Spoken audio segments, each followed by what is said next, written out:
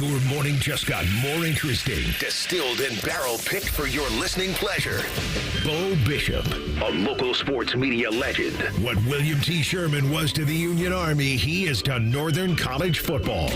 A husband, a father, and middling youth sports coach. He's friends with Central Ohio sporting royalty.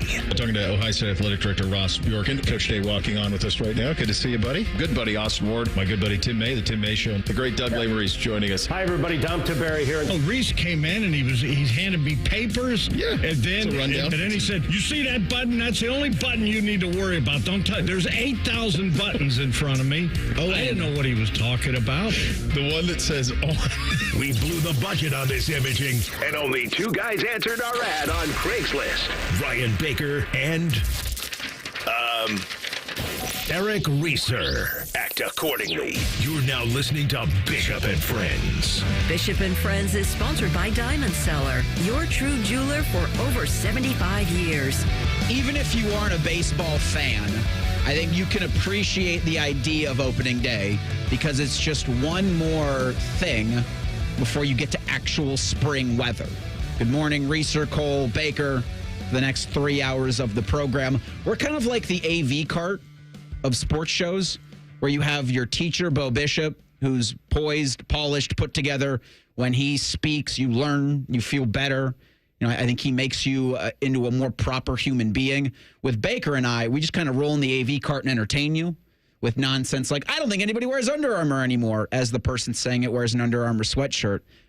But for opening day in Major League Baseball, you get one step closer to it actually being 5, 6, 7 straight days of 70-degree day weather. So there's that to look forward to. For the baseball fan out there, congratulations, you made it. This does feel a little bit like Christmas morning as you get into a summer for both the Guardians and the Reds that has a lot of opportunity. And I will say this, Reese, it is Christmas morning down in Cincinnati, right? I've never been to an opening day in Cleveland, so I cannot speak on how everybody in Cleveland feels about opening day up there. Obviously, they're on the road, correct, to play in Kansas City. They're the Royals. But the Reds, luckily, get to be at home for every opening day. I have been able to be there for those.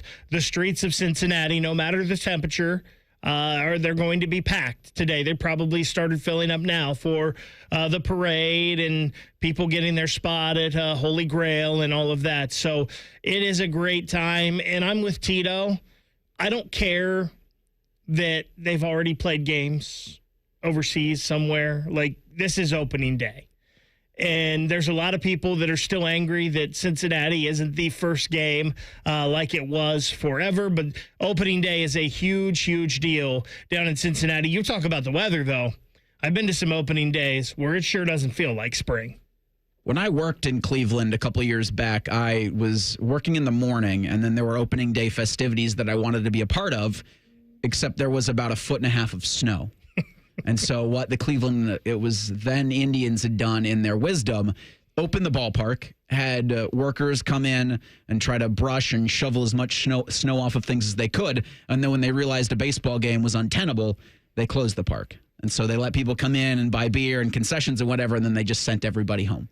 And that's what you have when you set up a Major League Baseball season that begins at the end of March. So I remember I was young, and I don't have full recollection of all this, but I remember going to I believe it was before the season started, actually, right before the Reds and Indians at the time still played, right before. It was like their last spring training thing, and they played it at one of their prospective ballparks. I can't remember exactly what it was, but I remember going to a Reds Indians playing in Municipal Stadium. That's how long ago it was, in there being snow. I remember the then Indians playing the Clippers. This would have been in 2010 or 2011, right before like their last spring training thing, and they canceled the game in Huntington Park because of snow, and they didn't want anyone to get hurt. So, yes, it is very interesting sometimes getting the elements here in Ohio early on in the season, but it feels good to have baseball back. Yeah, you're looking at a pretty nice day in Kansas City. Well, it could be a gorgeous day in Kansas City. It'll be 80 degrees at first pitch. So that 4:10 for both the Guardians and the Reds. Again, Cincinnati's taking on San Francisco at 4:10 today. I was thinking of our boss. Fish is going to be in Cincinnati for those festivities. Like, well, when you're the boss, you kind of get to make those plans and act accordingly there. And I think other folks from the station are going, as again, we are your Central Ohio home for the Reds on the radio. That needs to be something that when Professor Bo Bishop takes spring break, we just do the show from Cincinnati. I love it. Like, we're still in Ohio. Ohio's Queen City. But we can provide a show that adds everything that we're going to be talking about. Now that I say that, next year, I hope, though, that Ohio State's playing in the NCAA tournament second weekend. And so that's where more of our focus would be. We're able to do a lot more baseball today because Ohio State, for the third consecutive season, missed the NCAA tournament. The Ohio State women's squad was knocked out in the second round. We're going to talk to Adam Jardy today at 9:30. He actually spoke with Meechie Johnson. So he's broken his silence since taking that sabbatical or since leaving the team back in December. So we'll get Meechie's comments, and then you'll hear from Jardy, and then what Ohio State's plans are. As you heard from the update anchor, Gabe Cupps, they picked him out of the portal. There's still some pieces that they need to finalize what's going to be a hopeful tournament run for Team 127, but also Cody McMahon entered the transfer portal after just 2 seasons in Columbus. Her former teammate, J.C. Sheldon's going to join us at 9:45 this morning. And then at 10:30, Paul Feinbaum's going to pop on the program as he does every Thursday at that time. The Big Ten and the SEC are big mad that once revenue sharing hits in July, on July 1, you're going to see schools like St. John's, like Villanova, who don't have football programs, put a ton of money into their basketball war chest. And to those administrators and athletic directors, I say, this is the college athletics landscape that you paved. This is the bed you've made, and now you must lie in it, fair or not. Fairness, I don't think necessarily exists. And then Mike Petraglia, who does the Jungle Roar podcast and the Code Reds podcast, he also writes about the Reds and about the Bengals for CLNS Media. He's going to pop on at 11:30. We'll get some sights and some sounds from that parade, that celebratory atmosphere that every year is Cincinnati Reds opening day. Something that, Baker, maybe we can jump on a parade float and do a show live from a float next year, because that's like the one radio goal I have. Like, Man and Bone always talk about doing a show in Greenland. I would like to do a show on a float during a parade. And you could pick the parade, whether it's Upper Arlington's 4th of July parade, whether it's the Cincinnati Reds opening day parade now that we have that partnership, or whether it's a Columbus Blue Jackets Stanley Cup parade. We can speak that into existence in the next couple of years. Probably not going to be something that happens in the immediacy, but man can dream, can he? Yeah, I mean, let's start working on it now, right? I think if we start working on it now for 1 year from today, I think we can get it done. You'd have some good news for the Blue Jackets yesterday as the Islanders lost to the Canucks 5-2. And so nobody gets a point above you in the wild card standings for the Jackets. You do have the Vancouver Canucks in town tomorrow, so a chance for you to build as you've got 12 games remaining in the regular season. Also good news, Cole Sillinger, Jake Christensen cleared. They're available tomorrow if Dean Evison so chooses to put them in the lineup. Also, the Jackets made a couple free agent signings, guys out of the college ranks. Jack Williams, a center from Northeastern, and then a defenseman, Caleb McDonald. Jack Williams is going to join the team and practice with the team here. He's ineligible for the rest of the AHL season, so he'll be with the Jackets. He will be practicing with them. Whether he gets any game action or not, we'll see here as we're fighting for a playoff spot. But some good news for the Jackets yesterday outside of the Islanders losing. Craig might have the top opening day story. He says, I went in the YouTube chat. I went to an opening day in college. It was a Reds game and Dion was playing. He went 2 for 3 and stole a base. He wasn't a baseball fan, but that was fun. Deion Sanders was a very fun baseball player to watch.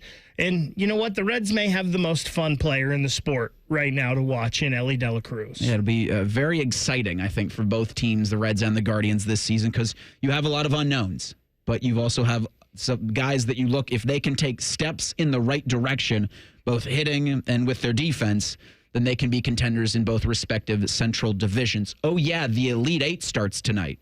You've got 4 games going on, 2 in the East, 2 in the West region. BYU and Alabama is the first game of the evening at 7:09. Cinderella's not invited this year, but it doesn't mean, as I said before, about revenue sharing and how some of the group of 5 schools or the Division I programs that don't have a football team will start to put serious money into their basketball schools in order to make the NCAA tournament, make deep runs into the NCAA tournament. So the question that we'd asked earlier this week, is Cinderella dead? I don't think so. And we'll have more on that in the 10 o'clock hour about just what some schools, the haves and the have-nots, in terms of massive NIL chests, are having to say once revenue sharing hits. Again, July 1 is going to be here before you know it. And maybe Cinderella has a different look moving forward, right? Maybe so. The traditional Cinderella becomes the power, and the Cinderella becomes the teams that may not have as much money to put into their basketball program. It is a fascinating topic that we will talk about later, and I'm pretty sure it's going to get at least me fired up. It's the comments we have for you from the Big Ten and the ACC or the SEC are pretty delicious. We also have comments from one Meechie Johnson, who broke his silence to Adam Jardy. We'll discuss that next. It's Bishop and Friends on The Fan. We're known for 3 things: games, conversation, and Common Man yelling about things only he cares about. The Fan, Ohio's sports destination. I'm an old school Joe, and my philosophy is simple and effective. At the end of the day, it's not what you win or lose, it's what you save. And betting reduced juice at Prime Sports Ohio is the way to save money on every single bet. Download the Prime Sports Ohio app or visit our website, primesportsbook.com. Get a welcome bonus to match your initial deposit up to $400 in bonus bets, and be a member of the Prime Sports family. Terms and conditions apply. Visit website for details. Must be 21 and present in Ohio. Gambling problem? Call 1-800-GAMBLER. Anthony Rothman here for Tel Ohio. Tel Ohio Credit Union has been financing dreams and fueling the local economy for 90 years. And as the #1 SBA lender among Ohio credit unions, learn why more than 3,000 business owners trust Tel Ohio. Visit telohio.org/business. Master Grillers Unite. The grilling season never ends at Billiards Plus. Come see their best-in-class grills for yourself and check out Central Ohio's largest selection of pool tables, game furniture, and shuffleboard. Family owned and operated. Billiards Plus on Dublin Center Drive in Dublin. Hey there, friends. Bo Bishop here. Are you sick of the Ohio winter weather like me? Well, spring camping is almost here, and deals are blooming at RCD RV. From March 15th through the 29th, take advantage of our spring savings event. Over 800 new and pre-owned RVs in stock. Let us help plan a springtime adventure for you. New travel trailers starting as low as $12,995. Campers for every single budget. Visit the locations, Delaware, Heath, and Pataskala, or shop online at rcdrv.com. Don't wait. RCD RV is your destination for springtime adventure. We're catching up with that famous deep-sea explorer, Jacques Black-Jacques. Jacques, where are you today? You're in Columbus. What could you possibly be exploring in Columbus? The April showers bring flooding to Batmans. Oh, I see. Spring rains mean basements are flooding. This not necessary. Apex Pros. Not necessary. Call Apex Pros. A simple zoom pump chick. I'm sorry, I'm having trouble understanding this. Zoom pump check. Sump pump check. Are you saying sump pump check? Oui. Yes, of course. A sump pump check from the pros who knows at Apex Pros. They come to your house. They come to your house. They test your zoom pump. They test your, what is it again? Zoom pump. Sump pump, right. All with a 5-star guarantee. All with a 5-star guarantee. Now, see, I understood that perfectly. No doubt about it. Columbus loves Apex Pros. The pros who knows. ApexPros.com. Hey, it's Leslie from Pella Columbus. I'm Wilson from that other window place. And today, Pella's excited to announce our 100-year anniversary. Cut! Leslie, you accidentally said 100 years. Not an accident, Wilson. What? When you do the windows that look the best, you tend to stick around for a while. I can't compete with that. Buy from her. Get the windows that have been around for 100 years. The windows that homeowners rated the leading window brand in Columbus at PellaColumbus.com. The tournament is underway. Is your bracket a big pile of trash like mine? Big voice guy took it on the chin this year. Anyway, check your standings in the Fan and 10 TV Bracket Challenge. Sponsored by Mountain Dew, Ohio Bottled Buckeye Bowl. The most accurate bracket, not mine, will take home $1,000. Check your progress at 971thefan.com. Wasting time has never been more fun. The Fan, Ohio sports destination. The ONN Daily Podcast. Get a recap of all the day's news from across the state. ONN affiliate WBNS TV reports. Haley Kirby reporting in downtown Toledo. From the State House, Kevin Landers. ONN Canton. ONN affiliate WKYC TV in Cleveland explains. In Marietta, Brett Wharf, ONN News. Emma Henderson in Genoa. The ONN Daily Podcast. Listen at ONNradio.com or wherever you download your favorite podcasts from the Ohio News Network. And now, Public Education Matters with Ohio Education Association President Scott Damaro. Ohio's public school educators were called to this profession by an unwavering commitment to the success of all of our students, no exceptions. We will not be deterred by manufactured attacks on our profession or our schools. We remain laser focused on addressing the real issues so we can provide the best education possible for our students. Public Education Matters, brought to you by the Ohio Education Association. Fan weather. From the Logan AC and Heat Services Weather Center. A beautiful day for us on Thursday. Good for some golf. We will see those afternoon temperatures topping out in the low 60s with a mix of sunshine and clouds. Increasing clouds, though, as we go into tonight, with showers developing overnight into Friday morning. Overnight lows in the mid to upper 40s, and then for Friday, even warmer. Daytime highs getting into the low 70s. For the Fan, I'm meteorologist Meredith Garfolo with your 10 weather impact forecast. During this 10-second promo, Rothman will lose money gambling on something. People like you come here and blow the family nest egg that built this town. Rothman and Ice. Weekdays from noon to 3. The Fan. With friends like these, who needs former college football players? This is Bishop and Friends. Yes, it is. Reeser Baker Cole in about 13 minutes. We're going to bring on Adam Jardy of the Columbus Dispatch. He posted a story last night in regards to Meechie Johnson, who explained in so many words his absence from the Ohio State basketball program. So Johnson was one of two, I think, well-received portal additions to this basketball team. I think Sean Stewart, while you knew the Duke pedigree and you were kind of excited for it, and similarly with Aaron Bradshaw, getting Meechie back, I think, was it felt like job number one for Jake Diebel and the basketball Buckeyes. He appeared in 10 games, and then after, I think it was a game against Campbell, he left for personal reasons, and that was really all you saw or heard from Meechie for the rest of the season. I know that, he, to Adam Jardy, claims that he was in contact with Jake Diebler every day. I think a couple times Diebler was asked about it. He said that he had spoken with Meechie. But in this article, Johnson says it was because of mental health issues that he had to take a leave of absence, and then that became a permanent leave of absence. And I think with anything, mental health related, you never know what someone else is going through. And so for Meechie, I hope that in this time since he's been away from basketball, that he's gotten the help that he needs and that he finds the happiness that he's looking for. Because I think these days we collectively are better at dealing with mental health issues and providing support for those with mental health issues than ever before.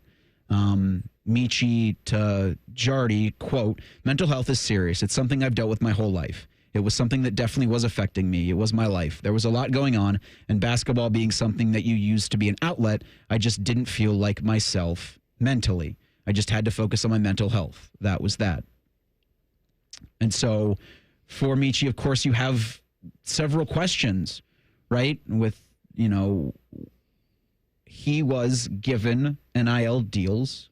He was, he had received money to come to Ohio State. He had agreements in place.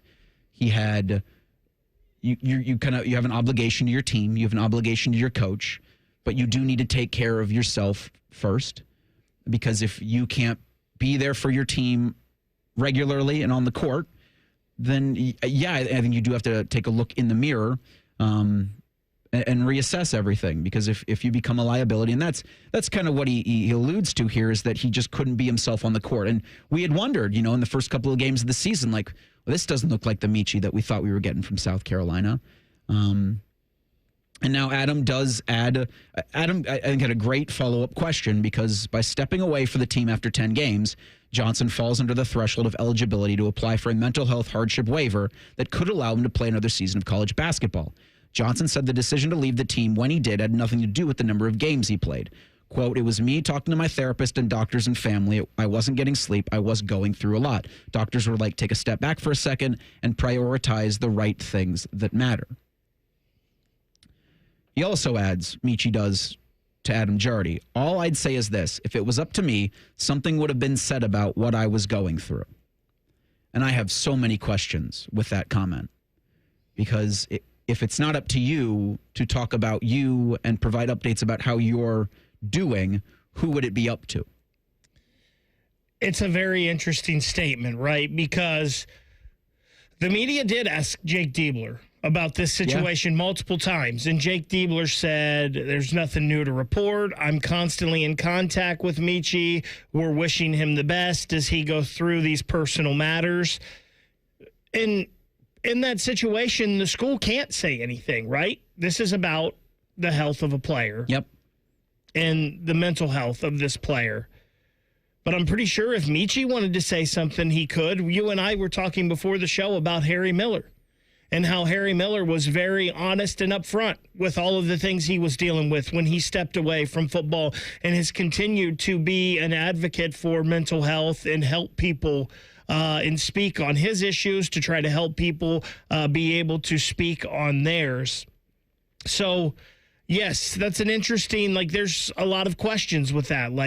Who was telling you couldn't say anything? Right. Why couldn't you say anything? And also, I'm not saying that what Meechie says here isn't true, but that's awful coincidental that it all came to a head and you couldn't play anymore right at the threshold of you playing another basketball season or not. And those questions certainly come up from this article. They had been since he left the team. There was talk that he had just quit, that he didn't want to play basketball anymore. He didn't want to play for this team. And then he just took his literal and figurative ball and he went home. And the idea that you don't do yourself any favors if you're not letting people. This community cares so much about its players, right? That's something that I don't doubt. For football, for basketball, the outpouring of love and support for Meechie when he came back was so much so that I truly believe had he had come out and just, not right away, but maybe in January or February, and said, here's what I'm going through, or had some sort of statement. Here's what I'm going through. Here's what's happening. Please respect my privacy at this time. I have no doubt in my mind that that would have been respected. But because it was crickets, and outside of a statement from Jake Diebler saying it's day to day, you could only speculate. And I'm hoping, and we'll see if we can get, some more clearance on this from Adam Jardy when he joins the show in a couple minutes. But I hope he was communicative not only with Jake, but with his teammates. Because I do understand that, mental health issues can incapacitate you from doing daily tasks. They can put you in such a place where you don't want to do anything. However, you still have an obligation to at least let people know how you're doing. And I hope that that was the case with his teammates. I hope that that was the case with Coach Diebler, and I hope that was the case with the university, because there were resources put in to acquire Meechie, and there were resources given to Meechie so that he could succeed. I have no doubt in my mind that Ohio State doesn't provide its athletes with the best resources possible to succeed not only in the classroom, but in life. And it does, per Jardy's reporting, seem that he was still a student in class and enrolled in the university through the winter 2025. He even earned all Big Ten academic honors. He's pursuing a sports industry degree. So with all of that being said, I hope he can continue in that. I hope that he can find the help, and that he's finding the help that he needs, and I hope that he finds the happiness that he needs.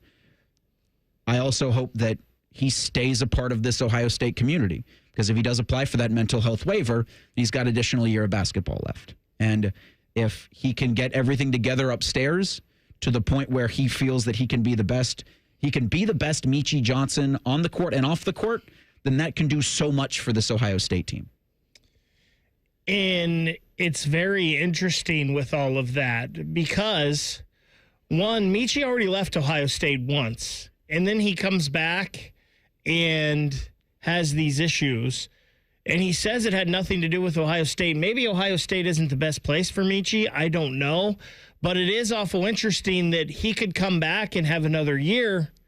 And, of course, there's a lot of rumblings right now that his cousin, Marcus Johnson, who was Mr. Basketball this year in the state of Ohio as a junior, is thinking of reclassifying and joining this upcoming recruiting class and being a part of Ohio State next year so he could be on the court with his cousin. This is also interesting, though, for Ohio State, if this is the case, because you just signed Gabe Cupps. You got a lot of guards. Him in. You not only do you have a lot of guards, you have a lot of guards that are 6'2" and under for your team next year. And I'm not so sure that's the best way to use your roster construction. I would agree with that. That many guards, 6'2" or under, that are so similar. And almost all of them, we've seen Bruce play off the ball. Yep. We've seen Meechie play off the ball. Gabe Cupps is a fine shooter. He could probably be a spot-up shooter off of the ball. But most of them are used to having the ball in their hands at all times. Yeah, they also still haven't addressed a big in the portal. Owen Freeman, the center from Iowa, committed to Creighton yesterday. I do think, and 11 Warriors had this about Cupps, as he was Mr. Basketball in the state of Ohio in 2022. With Cupps committed to Ohio State, he and Devin Royal can recruit Dallin Swain to join them in Columbus, as Swain entered the transfer portal on Monday following 2 seasons at Xavier. Boy, I hope that's the case. But yes, if you retain Meechie for another season, if he does choose to come back to Ohio State, and I do hope that's the case, I think this is a great place for him, not only in the proximity to his family, but there's a lot of people here that care a lot about Meechie Johnson. And so if he's able to come back to Ohio State, if Marcus does reclassify, then that does present an issue for Jake Diebler in terms of what his roster looks like, because so many, like you said, ball-dominant guards and even off-ball guards, it's not going to win you many games in the Big Ten. And it is nice with this situation to finally hear Meechie talk about it, right? It's great. And let's be honest, it's none of our business, the details of what was going on. But there are still a lot of questions in all of this, right? This interview with Jardy, there's still a lot of unanswered questions here with everything. And it's going to be interesting to see when and if we get any answers to a lot of those questions. And we'll hear from Adam Jardy as he joins us coming up in 2 minutes. It's Bishop and Friends on The Fan. When you're hiring, have you ever felt like you're missing out on meeting truly great candidates for your roles? It seems impossible to find them, but they have to be out there somewhere, right? Well, they're not hard to find when you know where to go, and that place is ZipRecruiter. And right now, you can try ZipRecruiter for free at ZipRecruiter.com/free. ZipRecruiter helps 10 million people with their job search every day. And because these people are actively looking for jobs just like yours, it's easy to find the right person right away. In fact, 4 out of 5 employers who post on ZipRecruiter get a quality candidate within the first day. But if you're not using ZipRecruiter, you're missing out. So see what it's like when the impossible is easy. When you go to ZipRecruiter.com/free right now to try ZipRecruiter for free. Once again, that's ZipRecruiter.com/free. ZipRecruiter.com/free. Never miss out on great candidates with ZipRecruiter. Hey there, friends. Bo Bishop here. Are you sick of the Ohio winter weather like me? Well, spring camping is almost here, and deals are blooming at RCD RV. From March 15th through the 29th, take advantage of our spring savings event. Over 800 new and pre-owned RVs in stock. Let us help plan a springtime adventure for you. New travel trailers starting as low as $12,995. Campers for every single budget. Visit the locations, Delaware, Heath, and Pataskala, or shop online at rcdrv.com. Don't wait. RCD RV is your destination for springtime adventure. Hey, Ohio, Prime Sports has arrived, the only book where you can lay 108 instead of 110 on all your favorite teams. Football, baseball, basketball, and hockey. Why would you risk more to win the same amount at another sports book? Download the Prime Sports Ohio app or visit our website, primesportsbook.com. Get a welcome bonus to match your initial deposit up to $400 in bonus bets. And be a member of the Prime Sports family. Terms and conditions apply. Visit website for details. Must be 21 and present in Ohio. Gambling problem? Call 1-800-GAMBLER. Bishop and Friends is sponsored by Diamond Seller, your true jeweler for over 75 years. The Fan, Ohio sports destination. What's up? What's up, man? What's up with you? Sponsored by High Bank Distillery, home of the best blended whiskey in America. Grab a bottle or dine in at their 3 restaurant locations, Grandview, Gahanna, and now in Westerville. Drink local. Drink High Bank. And what's up on a Thursday is college basketball as the Elite Eight starts tonight with a handful of games. East and West regions will be represented. CBS and dust off your True TV if you hadn't already. But Adam Jardy from the Columbus Dispatch, he covers the basketball Buckeyes there, joins us now on the Bryant Heating and Cooling Systems fan guest hotline. A terrific article about a conversation he had with Meechie Johnson dropped yesterday. I encourage everybody to read it. Thrilled to hear from Meechie, Adam. Thrilled that you were able to have that conversation with him. Are we making, and by we, I guess I mean me, making too much of why didn't Meechie say anything sooner? I think that's the big question, honestly. And that was the one part of the conversation that I don't know why things played out in that manner, I guess, because I felt it became clear as the longer this went on that, Ohio State was doing, essentially as much as it could, publicly not sharing, what someone's personal struggles were and offering their public support. And it became clear it was Meechie's story to tell at some point, like someone, whether him, his family, somebody, like it was kind of on them. And not that they owe us anything, but you would expect maybe an explanation along the way at some point. And I think we were all kind of waiting for that moment where you have the opportunity to say something, to put something out there. Like, feel free to take it. And I'm glad that at least last night or yesterday afternoon, I was able to get him on the phone and to talk through some of it, because it is probably the biggest unanswered question about this season. Yeah, Adam, when he says to you, if it was up to me, something would have been said about what I was going through, who would it have been up to? And that was confusing to me as well. To me, that's on the Johnson family. And that's on, if someone was to say something, I think Ohio State said as much as it could say and was publicly supportive. I think that if you're dealing with a personal situation, it's not someone else's responsibility to air your, I don't want to say dirty laundry, that makes it sound nefarious, but I don't think it was on Ohio State to say, here's X, Y, and Z that he's dealing with. I think it was on him and his family to say something. And I think it was interesting to me that was it sounded like a little bit of a source of frustration that nothing was said at that time from Meechie. Adam, we have no reason to believe anything other than what Meechie tells us, but it sure does seem coincidental that this all came to a head right at the amount of games that it would be for him to either be all in on this season or have another season of basketball. Do you get the feeling that that is the truth, though, that this is just when this all came to a head and it's just coincidental that it was at that mark? I mean, I can only take him at his word.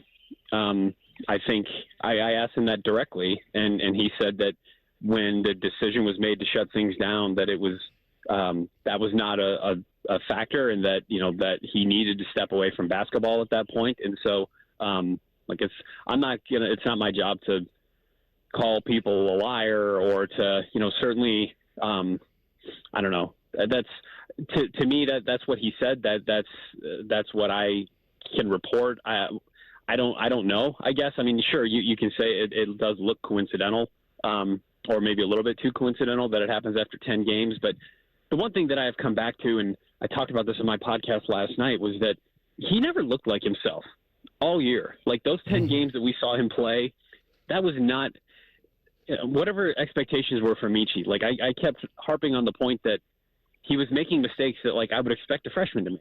He didn't look like a fifth-year player, even if he wasn't going to be an all Big Ten player, but he didn't look like himself. And I thought the one post-game interview that we had him, he didn't sound like himself. He didn't act like himself. He seemed very off and very reserved. I mean, this is a guy who can fill up a room and can fill up a notebook with quotes. And I mean, he's never been shy from, kind of putting himself out there and expressing himself. And I felt all year, well, I shouldn't say all year, but those first 10 games, something wasn't right. He didn't seem like the Meechie that I've known for a good 6-7 years now. So I've had that in mind as I've kind of parsed through all the stuff that he told me yesterday. Adam Jardy, our guest, he covers the basketball Buckeyes for the Columbus Dispatch. A terrific write-up about his conversation with Meechie Johnson, available at the Dispatch. Please, everybody should read this. It does give some insight into what Meechie was dealing with. And Adam, the more I think about it, is what's next for Meechie then? Yeah, I think that's the big question. And he was clear when we talked that he didn't want to get into like the next step or whatever the next step might be. He wanted to focus.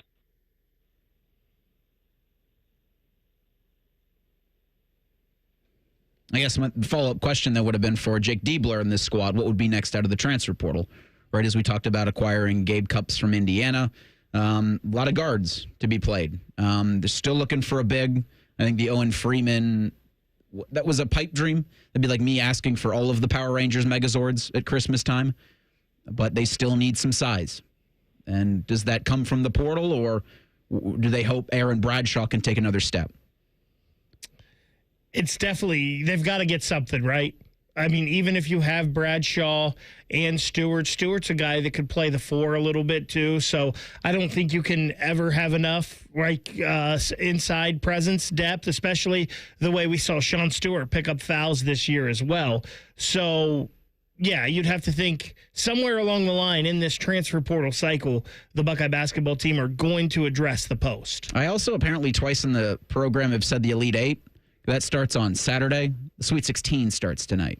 So appreciate everybody in the YouTube chat calling me a dummy, which I'm understandably very, very true statement. Adam, apologies for that disconnection. But I was asking about, Meechie's future, and if it's on this roster, then how does Jake Diebler manage with the addition of Gabe Cupps, what looks to be a lot of guards? Yeah, and sorry, I don't know how I lost you there, but I would imagine at this point, like it's hard for me to imagine Meechie at Ohio State next year. I just think a fresh one final year somewhere else probably makes the most sense, and I would imagine we'll probably get some sort of decision before too long here because guys are in the portal, roster spots are getting filled. I would imagine we'll probably hear something pretty soon, but it's hard for me to close my eyes and picture like Meechie in an Ohio State uniform next season. He didn't say anything along those lines, and we didn't talk about the next steps, but it's hard for me to envision. Adam, Meechie's cousin, Marcus, Mr. Basketball in Ohio this year. There's a lot of talk about him reclassifying and possibly joining this Ohio State team next year. Do you think that could play any part in a decision for Meechie to return to Ohio State? He didn't mention it yesterday, and actually I'm going to have a story here in the next day or two about Marcus winning Ohio Mr. Basketball and joining his dad on that list. And I don't get the sense that that's anything that's much to make note of at this point. I mean, I guess who knows, and we'll kind of see how things shake out. But there's already like you said, if we think that like Bruce and Junie and Tayson are back next year and they've added Gabe Cupps, like to cram like 2 more guards into that backcourt seems like a bit of a stretch to me. So there's just a lot of moving parts with the roster right now. It's really hard to exactly kind of pin down who's going to be where just yet. But I do know that Marcus Johnson reclassifying is something that has been discussed, and I'm not sure how the Gabe Cupps decision impacts that, if at all, yet. Adam, this could be probably a question that you could maybe take an hour to answer, but why does it feel like so many guys want to reclassify now? Does it feel like it's become more and more for college hoops? Yeah, I think it's because you can go make money.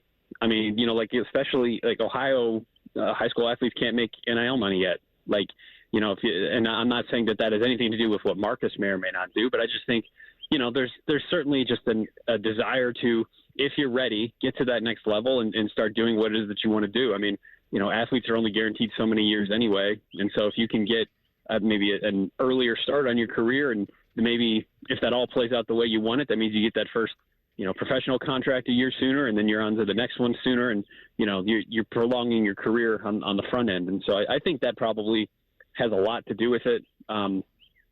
And I think it'll be a more interesting option moving forward now that we're running out of the fifth-year COVID seniors, and the game will get a little bit younger again. Talking about roster construction for this Buckeyes team next year, we know that the Columbus product, Xavier transfer Dalen Swain, has a visit set up to Ohio State.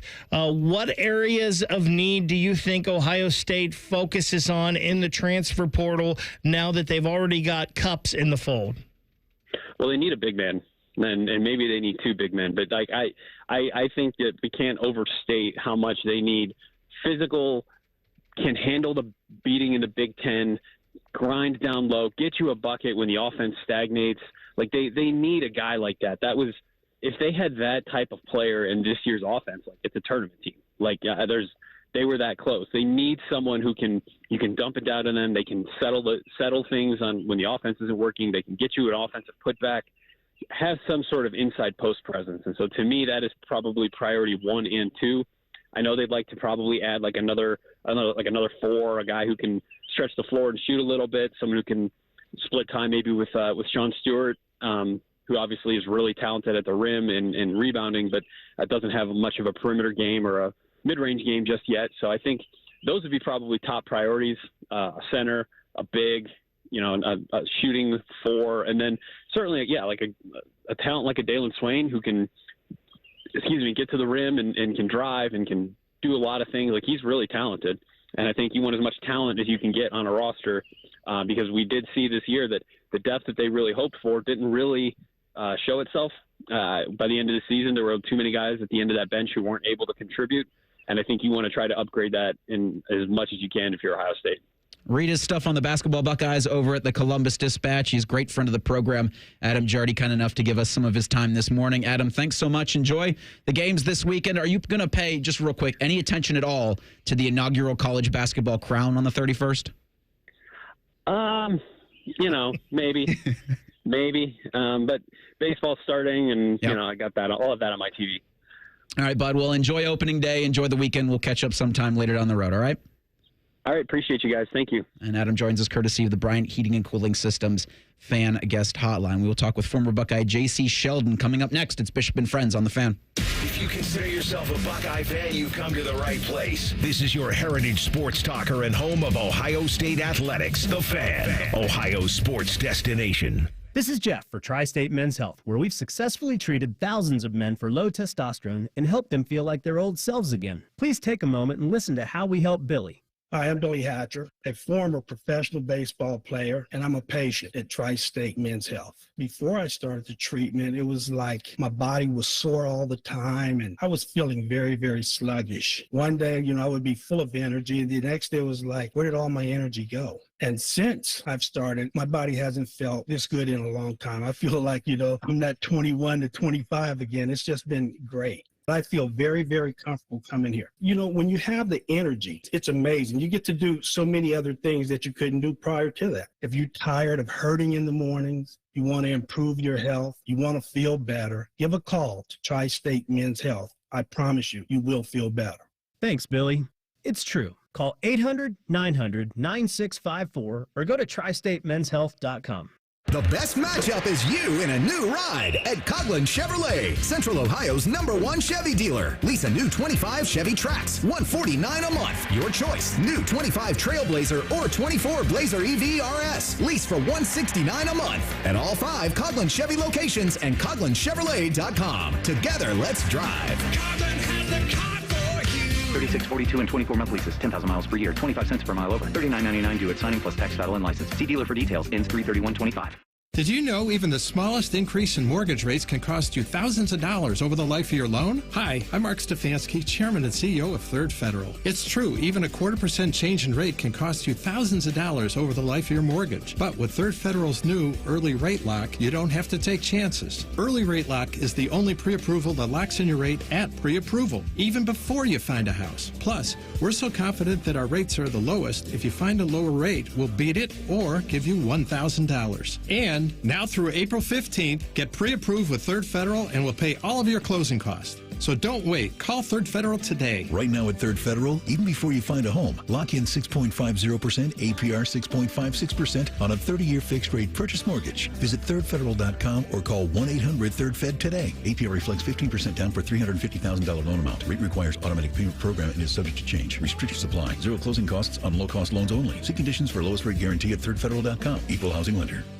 Hey, it's Bobby Carpenter, and spring is here, and it's time to refresh your yard with Ohio Mulch. With 15 convenient locations in Central Ohio, it's easier than ever to get mulch ready for the season. Now through April 5th, get 5 bags of red, black, or brown mulch for just $10.95. Need it delivered? No problem. Save $50 on home delivery when you order online. Visit OhioMulch.com today and spruce up your yard with the best.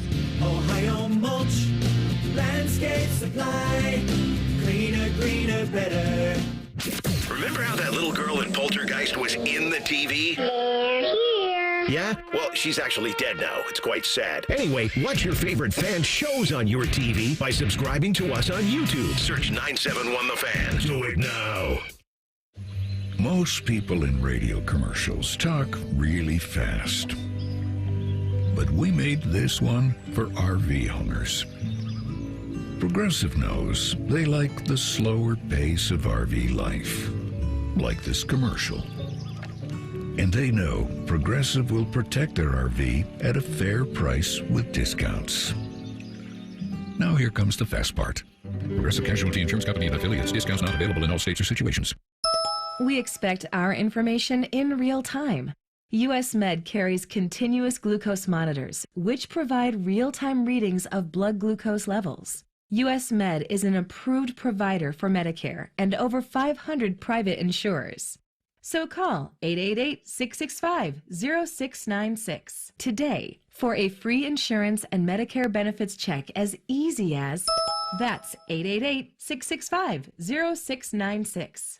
The Fan Guest Hotline is sponsored by Patriot Air Comfort Systems in Bryant, doing whatever it takes to keep your home comfortable. The Fan. 10 feet tall and bulletproof isn't just a saying, it's a way of life. You're listening to Bishop and Friends. Reeser Baker Cole with you on a Thursday. A Sweet 16 opening day edition of the program. Our thanks to Adam Jardy for the time in the previous segment. We go back out now to the Bryant Heating and Cooling Systems Fan Guest Hotline and bring on the Director of Player Development for the Ohio State women's basketball team. She's a point guard for the WNBA's Connecticut Sun and a former Miss Everything when it comes to basketball here in the Buckeye State. JC Sheldon, kind enough to give us some of her time this morning. JC, thank you so much for joining us. And I wouldn't be doing my job if I didn't ask the question about Cody McMahon, who entered the transfer portal yesterday. Were you surprised that she had made that announcement? And how good is it if the portal is open while postseason basketball is still going on for the health of college hoops? It's obviously anytime anyone enters the portal, it kind of stinks, especially me and Cody are really close. So honestly, there's no bad blood there. And she knows Ohio State fan base, players, coaches are behind her and just want to see her do well and succeed. So excited for her next journey. But yeah, that importance of the portal is super important. Like you mentioned, it's open now and players are already in there, which to me is crazy because when I was back in college and during the tournament, that wasn't necessarily a thing. So it's crazy to see how much it's evolved and changed over time. JC, Eric mentioned point guard for the Connecticut Sun. You're also the director of player development at Ohio State. That role you took on this year during the season. Talk a little bit about what that role entails and how you balance not only being a professional basketball player, but your job at Ohio State.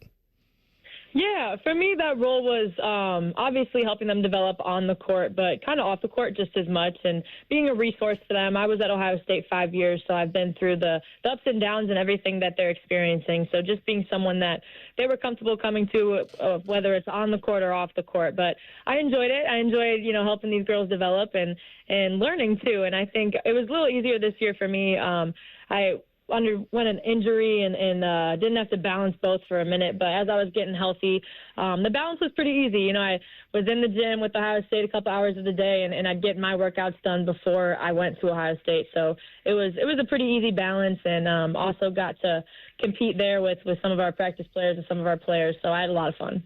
Unfortunately, the Lady Buckeyes season came to an end last Sunday night with that loss to Tennessee. But your first year being back around the program, just give your assessment of this season for Ohio State and what you think, how you think the future looks here for this program. Yeah, I think obviously, that game against Tennessee would be one we'd want to get back. They're a great team, and we knew that both teams like to play fast and speed the game up, and they played a better game than us. But overall, I think we had a pretty good season. We competed, and minus our trips to California, we've hardly lost. So I think proud of these girls, and I think moving into next year, we had a lot of young girls, a lot of new girls, whether it was from the portal or just freshmen coming in. But they have 1 year under their belt, and now they kind of know what to expect. And honestly, more experience going into next year will be great for them. So I think the future is really bright. JC, as you get ready for a WNBA season, hopefully fully healthy, are you doing currently any work with the basketball program at Ohio State for portal roster management for next season? I'm not as of now. I have been helping out just kind of with the girls who are around still and from this past year. But as far as the portal and going out there and finding new people and recruiting, I'm leaving that to our other coaches. And with that being said, though, I had an amazing time with them, and it was amazing to be back at Ohio State in a little bit of a different role than I'm used to. JC, some people will say you're not truly a professional athlete until you've been traded. That happened to you here recently, going from the Dallas Wings, where you were the 5th overall pick in the 2024 draft, now going to the Connecticut Sun. What was that experience like, and how excited are you for you to get suited up for the Sun? Yeah, I'm super excited. I think, it's a realization where you're seeing it in the NFL, the NBA, and then obviously the W, that's just part of the process and part of being a professional athlete is you can get traded. And, that happened to me, and I'm honestly really looking forward to playing in Connecticut. They not only have an amazing fan base, and they love their sports and they love their basketball, but the organization as a whole has been great to me so far, and I'm just really excited to get there and start working out and to meet all the girls. So I'm looking forward to it. JC, not a lot of female basketball players have their own signature shoe, but you do now. You have the JS1. Talk a little bit about that process and just how proud of that you are.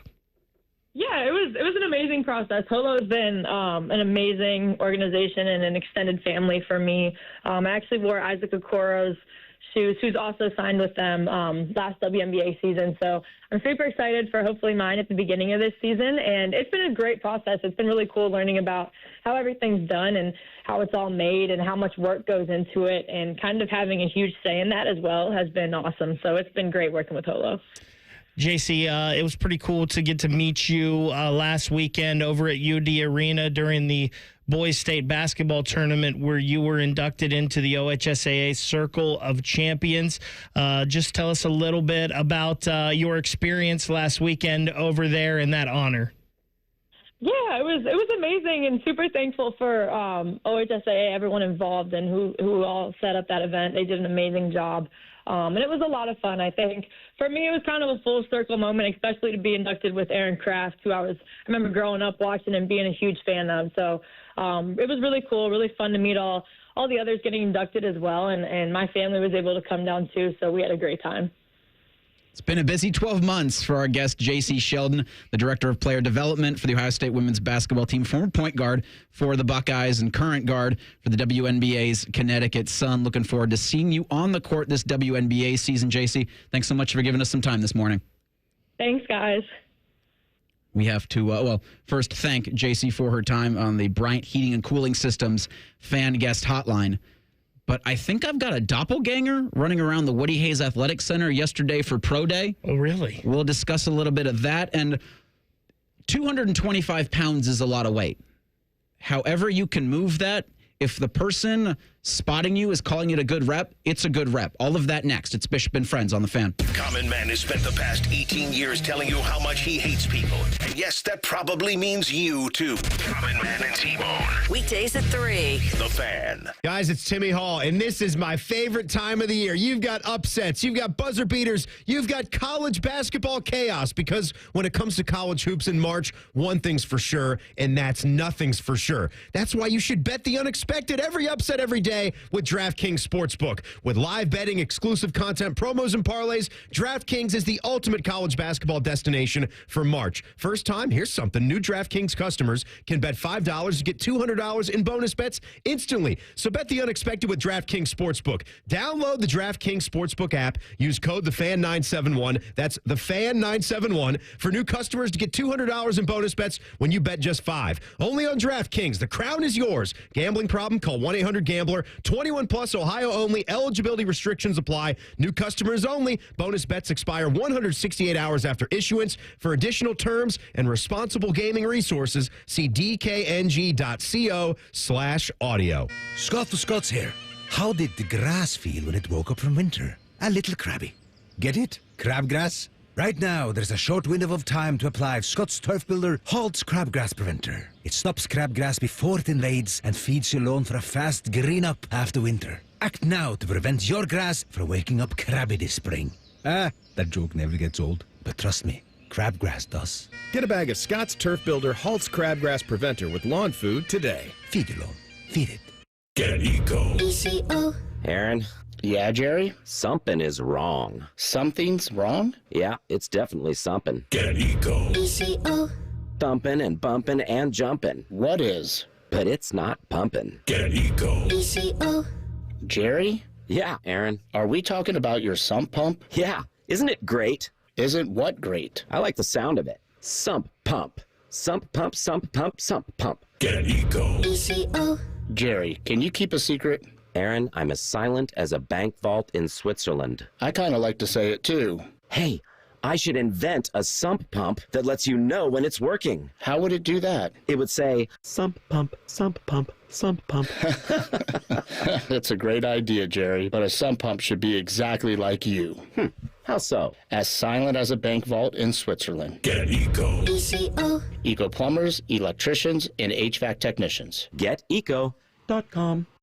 Buy 5, save 5 deals are back at Meijer. Buy 5 or more and save $5 or more when you mix or match on items like Dannon Light and Fit Greek Yogurt 4-packs, 5-pound bags of Halo Mandarin oranges, assorted varieties of Kraft cheese, and select 12 packs of Coca-Cola and Pepsi products, plus deposit where applicable. Saving money during the Meijer Buy 5, Save 5 sale makes grocery shopping a good deal better. Exclusions apply. See all deals in-store or in the Meijer app. For a limited time at Verizon, you can get our best price ever for a single line. Just $45 per month when you bring your phone, which is less than you spend on Too Tired to Cook takeout every week. Get one line on Unlimited Welcome for $45 per month with AutoPay plus taxes and fees. Visit your local Columbus Verizon store by April 2nd to save. $20 monthly promo credits applied over 36 months with a new line on Unlimited Welcome. In times of congestion, unlimited 5G and 4G LTE may be temporarily slower than other traffic. Domestic data roaming at 2G speeds. Additional terms apply. Common Man here. I take my job as endorser for Germain Lexus very seriously. I want to make sure that every Lexus on the lot meets my expectations. That's why I personally sit in each one. I massage the leather. Sometimes I take a nap in the back seat. If that's not a selling point, I don't know what is. Deal time. Lease the 2025 ES350 for as low as $409 per month, or get 3.49% financing up to 60 months on their most popular new Lexus models. 2 locations to serve you, Dublin and Easton. Check them out online, GermainLexus.com. Who's cutting down the nets this year? Get in on all the tournament action at ESPN Bet Sportsbook. Go from tracking the latest upsets to placing bets in just a few taps. Right now, new customers can get $100 in bonus bets when you make your first $10 wager. Download the ESPN Bet Sportsbook app and sign up with promo code JQ to get started today. Must be 21 plus. Gambling problem? Call 1-800-GAMBLER. Terms and conditions apply. See app for details. Offer not available in New York. Michelle Smallman here. Do you want to be at the draft in Green Bay, Wisconsin? Travel Wisconsin is sending 10 lucky fans and a guest to the draft. Experience the thrill of the draft firsthand and make memories that will last a lifetime. Don't wait. Enter Travel Wisconsin's Dream Draft Sweepstakes. Visit travelwisconsin.com/draft to learn how you can win a trip to experience the biggest moment of the offseason. Epic moments that become lifelong memories are waiting to be discovered across Wisconsin. Terms and conditions apply. Broadcasting from the Lindsay Honda Studios. Honda makes the cars. Lindsay makes the difference. Visit lindsayhonda.com. WBNS-FM, HD1 Columbus. The Fan. Sports Center. Good morning. I'm Eric Reeser. It's opening day in Major League Baseball. The Guardians and Reds begin their 2025 campaigns at 4:10 today. Cincinnati hosts San Francisco in the first game with Terry Francona as Reds skipper. Hunter Green will start for the Redlegs. You can hear first pitch right here on the Fan as soon as Green takes the mound. Cleveland's going to open the season in Kansas City. Tanner Bybee's going to start for the Guardians today. In the minors, the Clippers begin their season tomorrow night in Toledo against the Mud Hens. In college hoops, the Sweet 16 begins on Thursday with a matchup in the East region around 7:09. BYU battles Alabama. A half hour after that, Maryland and Florida play in a West regional semifinal. In college, more college hoops news. Cody McMahon entered the transfer portal yesterday after 2 seasons in Columbus, and the Ohio State men's squad picked up a commitment from Gabe Cupps. The former Indiana guard could have 3 years of eligibility remaining because of a knee injury suffered last year. Breaking sports news when it happens on the Fan, Ohio sports destination. Keep your friends close and your producers closer. You're listening to Bishop and Friends. So in case that last part wasn't clear, because I kind of fudged the dismount, Gabe Cupps suffered a knee injury and could apply for a medical waiver to give him an extra year of eligibility. The 2022 Mr. Basketball in the Buckeye State committed to Ohio State yesterday, and so he will be playing for Team 127, 128, and hopefully Team 129, all of which we hope enter the college basketball NCAA tournament instead of the college basketball crown, which starts on the 31st. I have no interest in watching that thing out in Las Vegas. It was about 140 plus NFL personnel that had great interest in what was going on at the Woody Hayes Athletic Center yesterday. You had 6 general managers, 6 head coaches, 5 general managers. 141, 142 seems to be the number that keeps bouncing around. Stacey Dales of the NFL Network said that Duke Tobin was in attendance.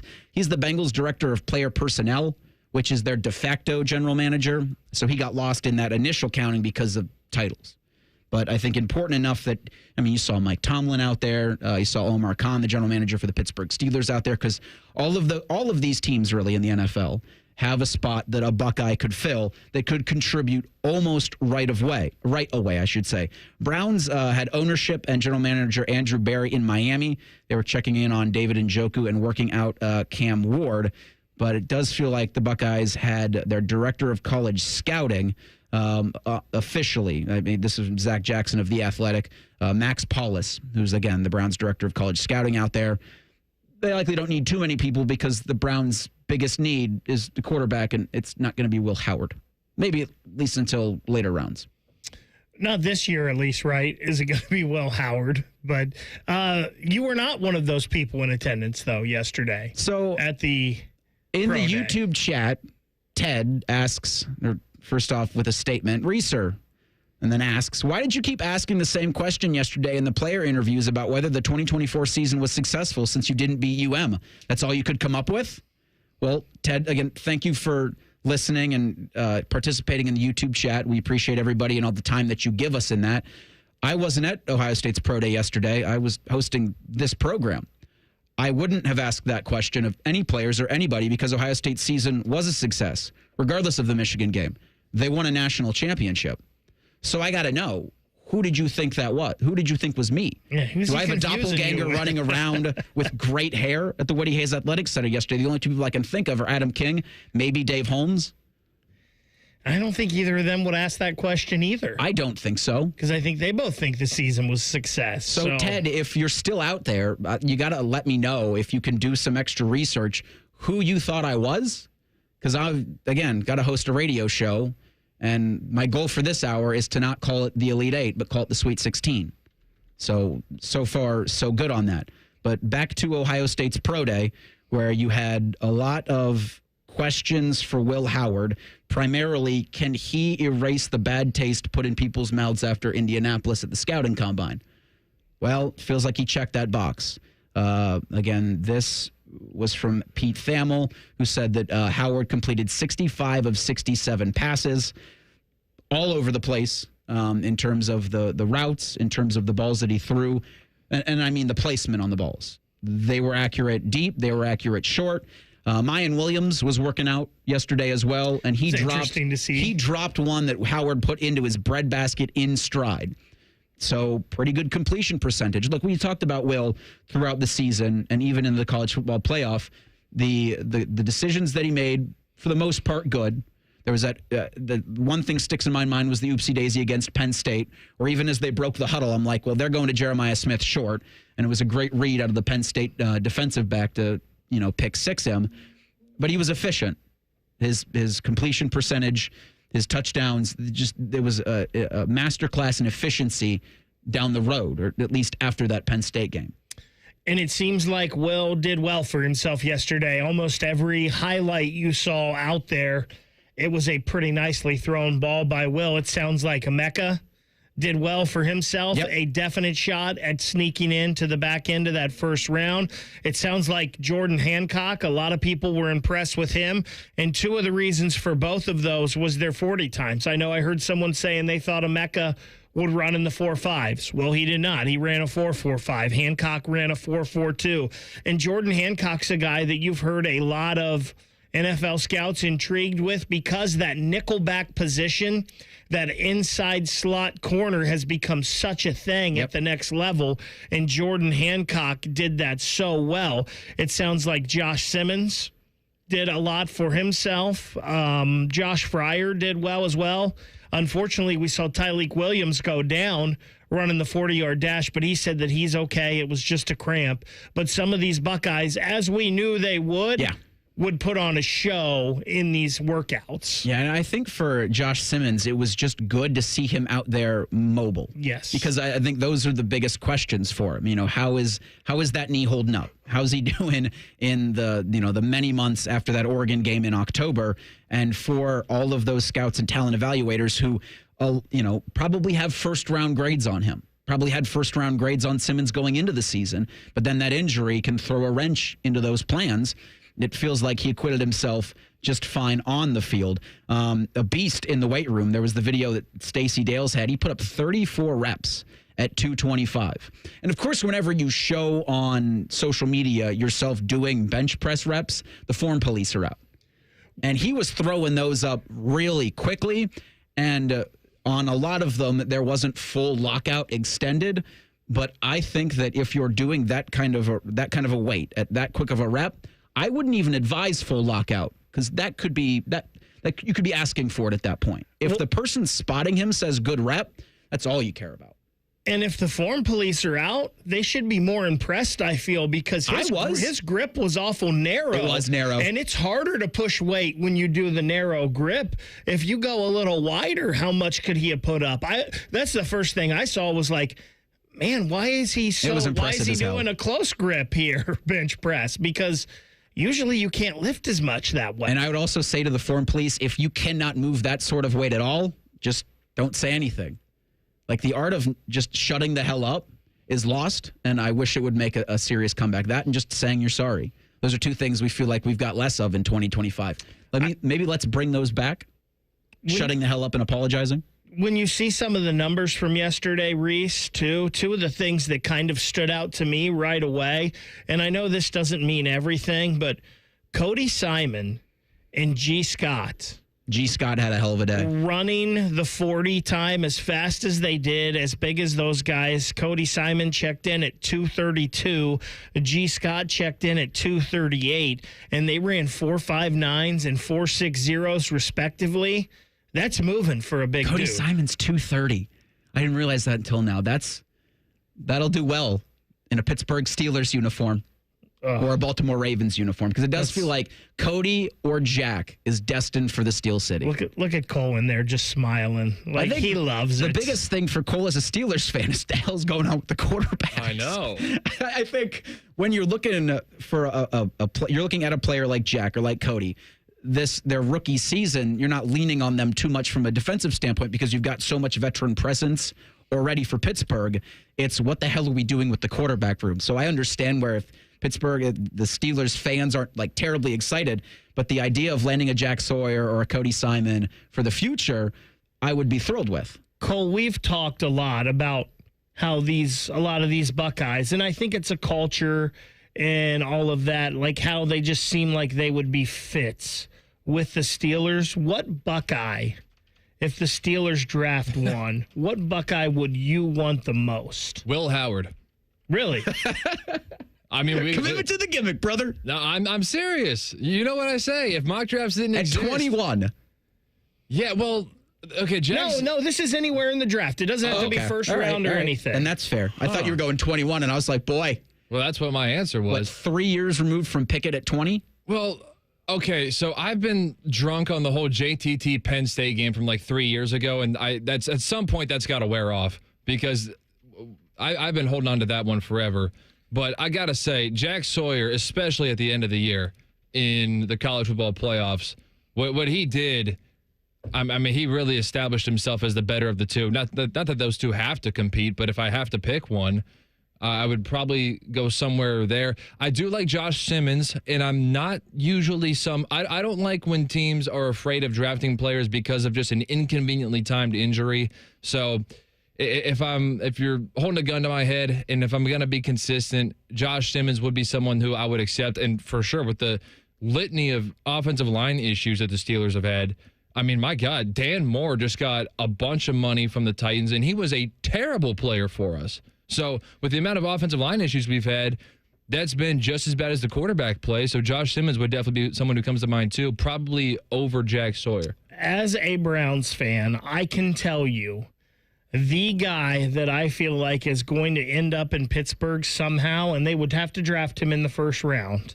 But the guy that I think ends up in Pittsburgh, and I hate it, and I dread it, and I know you guys have to get the quarterback position figured out, but a Mecca going to the Steelers would just make me sick because that would give the Steelers a three-headed monster now at the wide receiver position, and when George Pickens goes full-on Antonio Brown crazy in 2 years and you guys get rid of him, you've got your guy to replace him already there. Don't put that on him.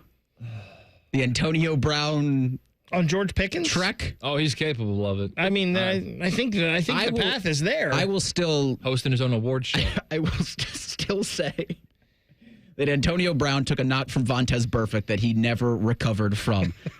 This isn't breaking. This is more of a bad job out of us not seeing this news coming from the NHL about an hour ago that we will tell you about next. It's Bishop and Friends on the Fan. This promo is brought to you by Common Man and Timmy Hall's Ping Pong Game. The Fan. Montana, Bettis, Horning, and Brown, some of the greatest of all time, kicked off their careers in South Bend. You can celebrate Notre Dame football's impact on the professional game by visiting the Pro Football Hall of Fame in Canton to experience Gold Helmet to Gold Jacket March 14th through April 27th. And register to win our grand prize at 971thefan.com/Gold Jacket. One winner will receive 2 tickets to the Hall of Fame game, enshrinement ceremony, and the Hall of Fame Museum. That's 971thefan.com/Gold Jacket. Welcome to AT&T. How can I help? Hey, I thought I could trust my twins with my phone, but they outnumber me, man. Whoa, that's a lot of glitter paint. Let's trade lives.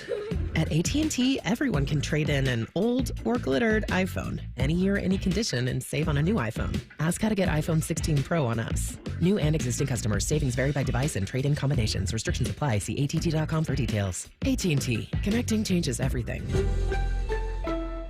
Why pay more for prescriptions? Stop overpaying and start saving with SingleCare.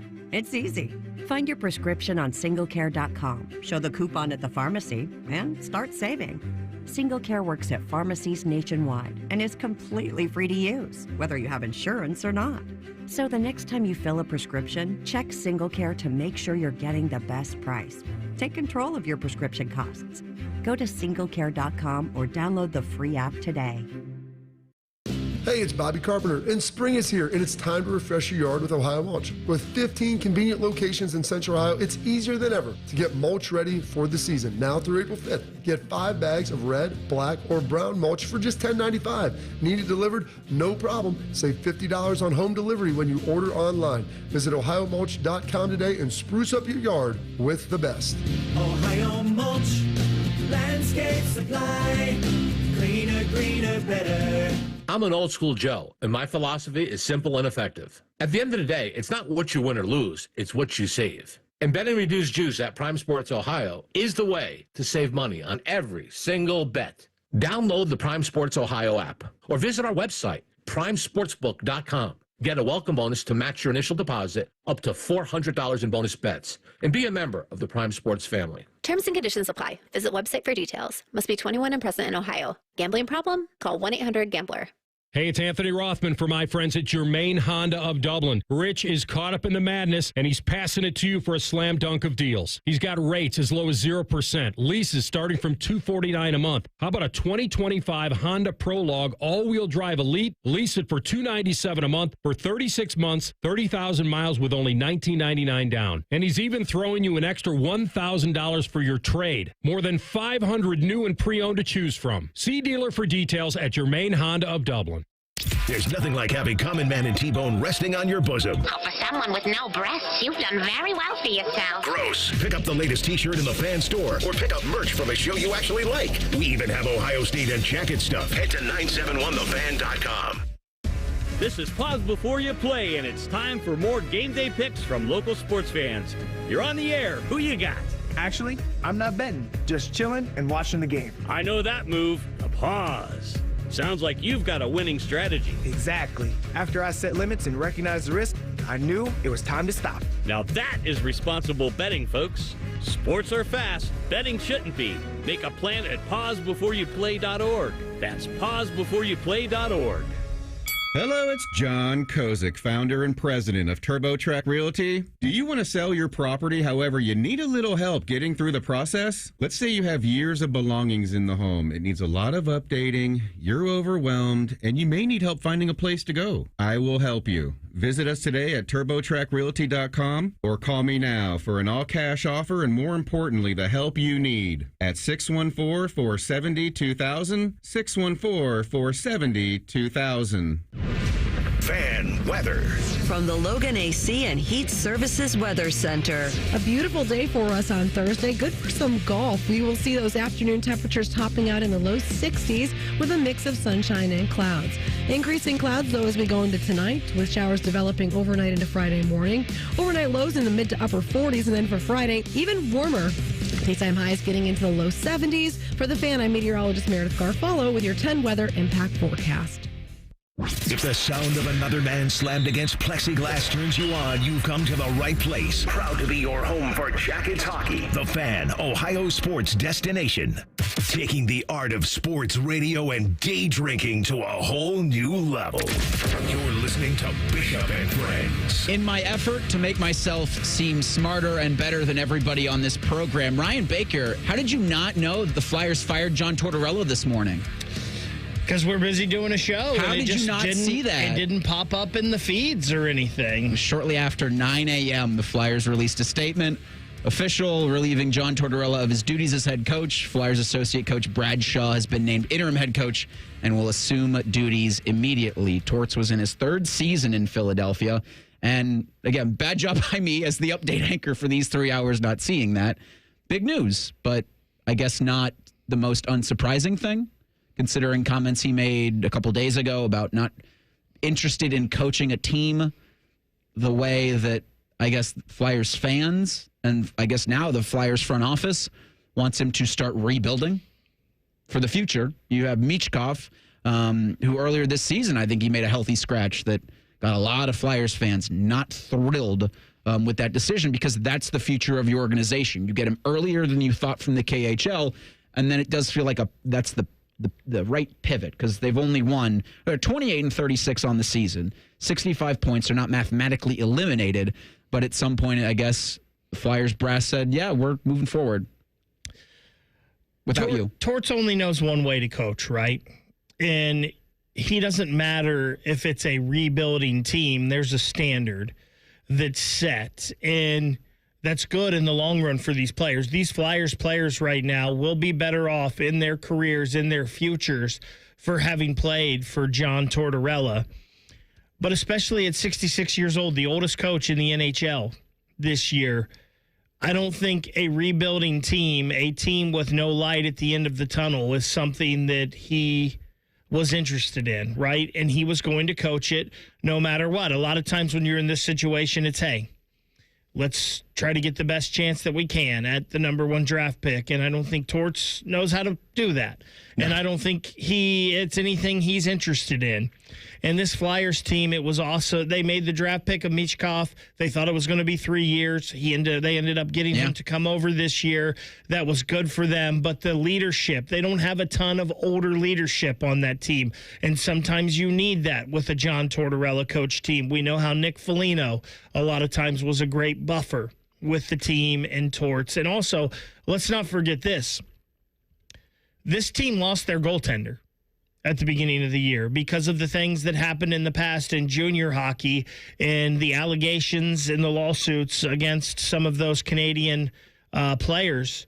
Carter Hart was no longer on this team, and they did not have the goaltending play to really be a top contending team in the National Hockey League. So there's a lot of nights maybe they deserved a better fate, but their goaltending was subpar. It'll be interesting to see if this is the end of the road for Tortorella, because usually these jobs only come open because it's bad teams. Yeah. And especially from his comments the other night, I don't think Torts is interested in a rebuild, right? It would have to be the perfect situation where I think Torts knows he gets one more crack at a Stanley Cup for him to do this again. I'm very interested to hear Anthony Rothman's thoughts coming up at noon today, or noon-ish. I'm sure he'll get to, John Tortorella, the coach we know, John Tortorella, the person, wonderful, I think is the word you can use to describe the man that he is. The coach, running hot. That's 2 words, but that's what I'm going to use for Tortorella. And in a situation what Philadelphia wanted to go in, I don't think he wanted any part of that, but also interested to get Jody Shelley's thoughts. He'll join us tomorrow at 11:30 as the Jackets, still alive for a playoff spot, are going to host the Vancouver Canucks. We're going to have Paul Feinbaum on in about 9 minutes, and I'm very excited to get his thoughts on what came out yesterday from Yahoo Sports. So Ross Dellinger had the article, "Could impending rev share changes help Cinderellas in the future?"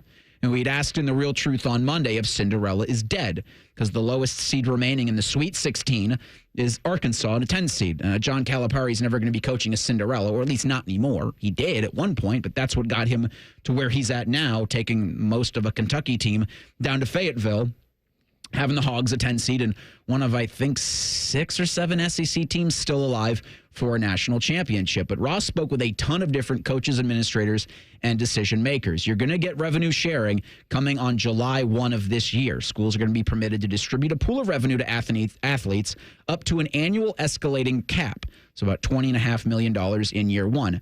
Power League programs are gearing up to spend most of that revenue pool allotment, as much as $13 to $16 million, on their revenue-generating giant of football, a move to remain competitive in the industry's self-proclaimed cash cow. For most power programs, that leaves roughly $2 to $4 million to be shared directly with men's basketball. But for D1 schools without a football program, or an FCS, or a group of 6, flexibility exists to heavily invest in a singular sport with the goal of qualifying and winning one of America's most popular events, the NCAA tournament. This was Eddie Nunez, Houston's athletic director. Quote, "Big East schools next year can pay $6 million or more to their basketball team, and that's a game changer." I think to Kevin Willard's comments before the NCAA tournament about how Maryland wasn't up to par with NIL for their basketball program, as he kind of dodges questions about going to Villanova, who is one of those Big East schools that will likely have $6 to $7 million to pay for a basketball program. This from Kansas State Athletic Director Gene Taylor. "I know our coaches are worried. They've openly talked about it. That's where the rumors start to fly about circumventing the cap. Are we going to go back under the table again?" End quote. How are Power League basketball programs going to compete, like the Big 12, like the Big 10, like the SEC, with the Big East spending in year 2 and beyond? I don't know if they can. This from an SEC athletic director. Quote, "It's a problem. Villanova and St. John's can pour $10 million into basketball if they want. The SEC isn't going to be able to do that because we cannot sacrifice the cash cow of football," end quote. That reads deliciously to me, because this is the college basketball landscape that you created, this unnamed SEC athletic director. And similarly with Big Ten athletic directors, this is the college athletics landscape where we are at right now is your creation. Either your actions or your inactions over 30 plus years created the situation we're at now. There is no way you can blame the players if you are an AD, if you are a school administrator, or if you're one of these decision makers in the sport. I looked at Charlie Baker and the feckless NCAA.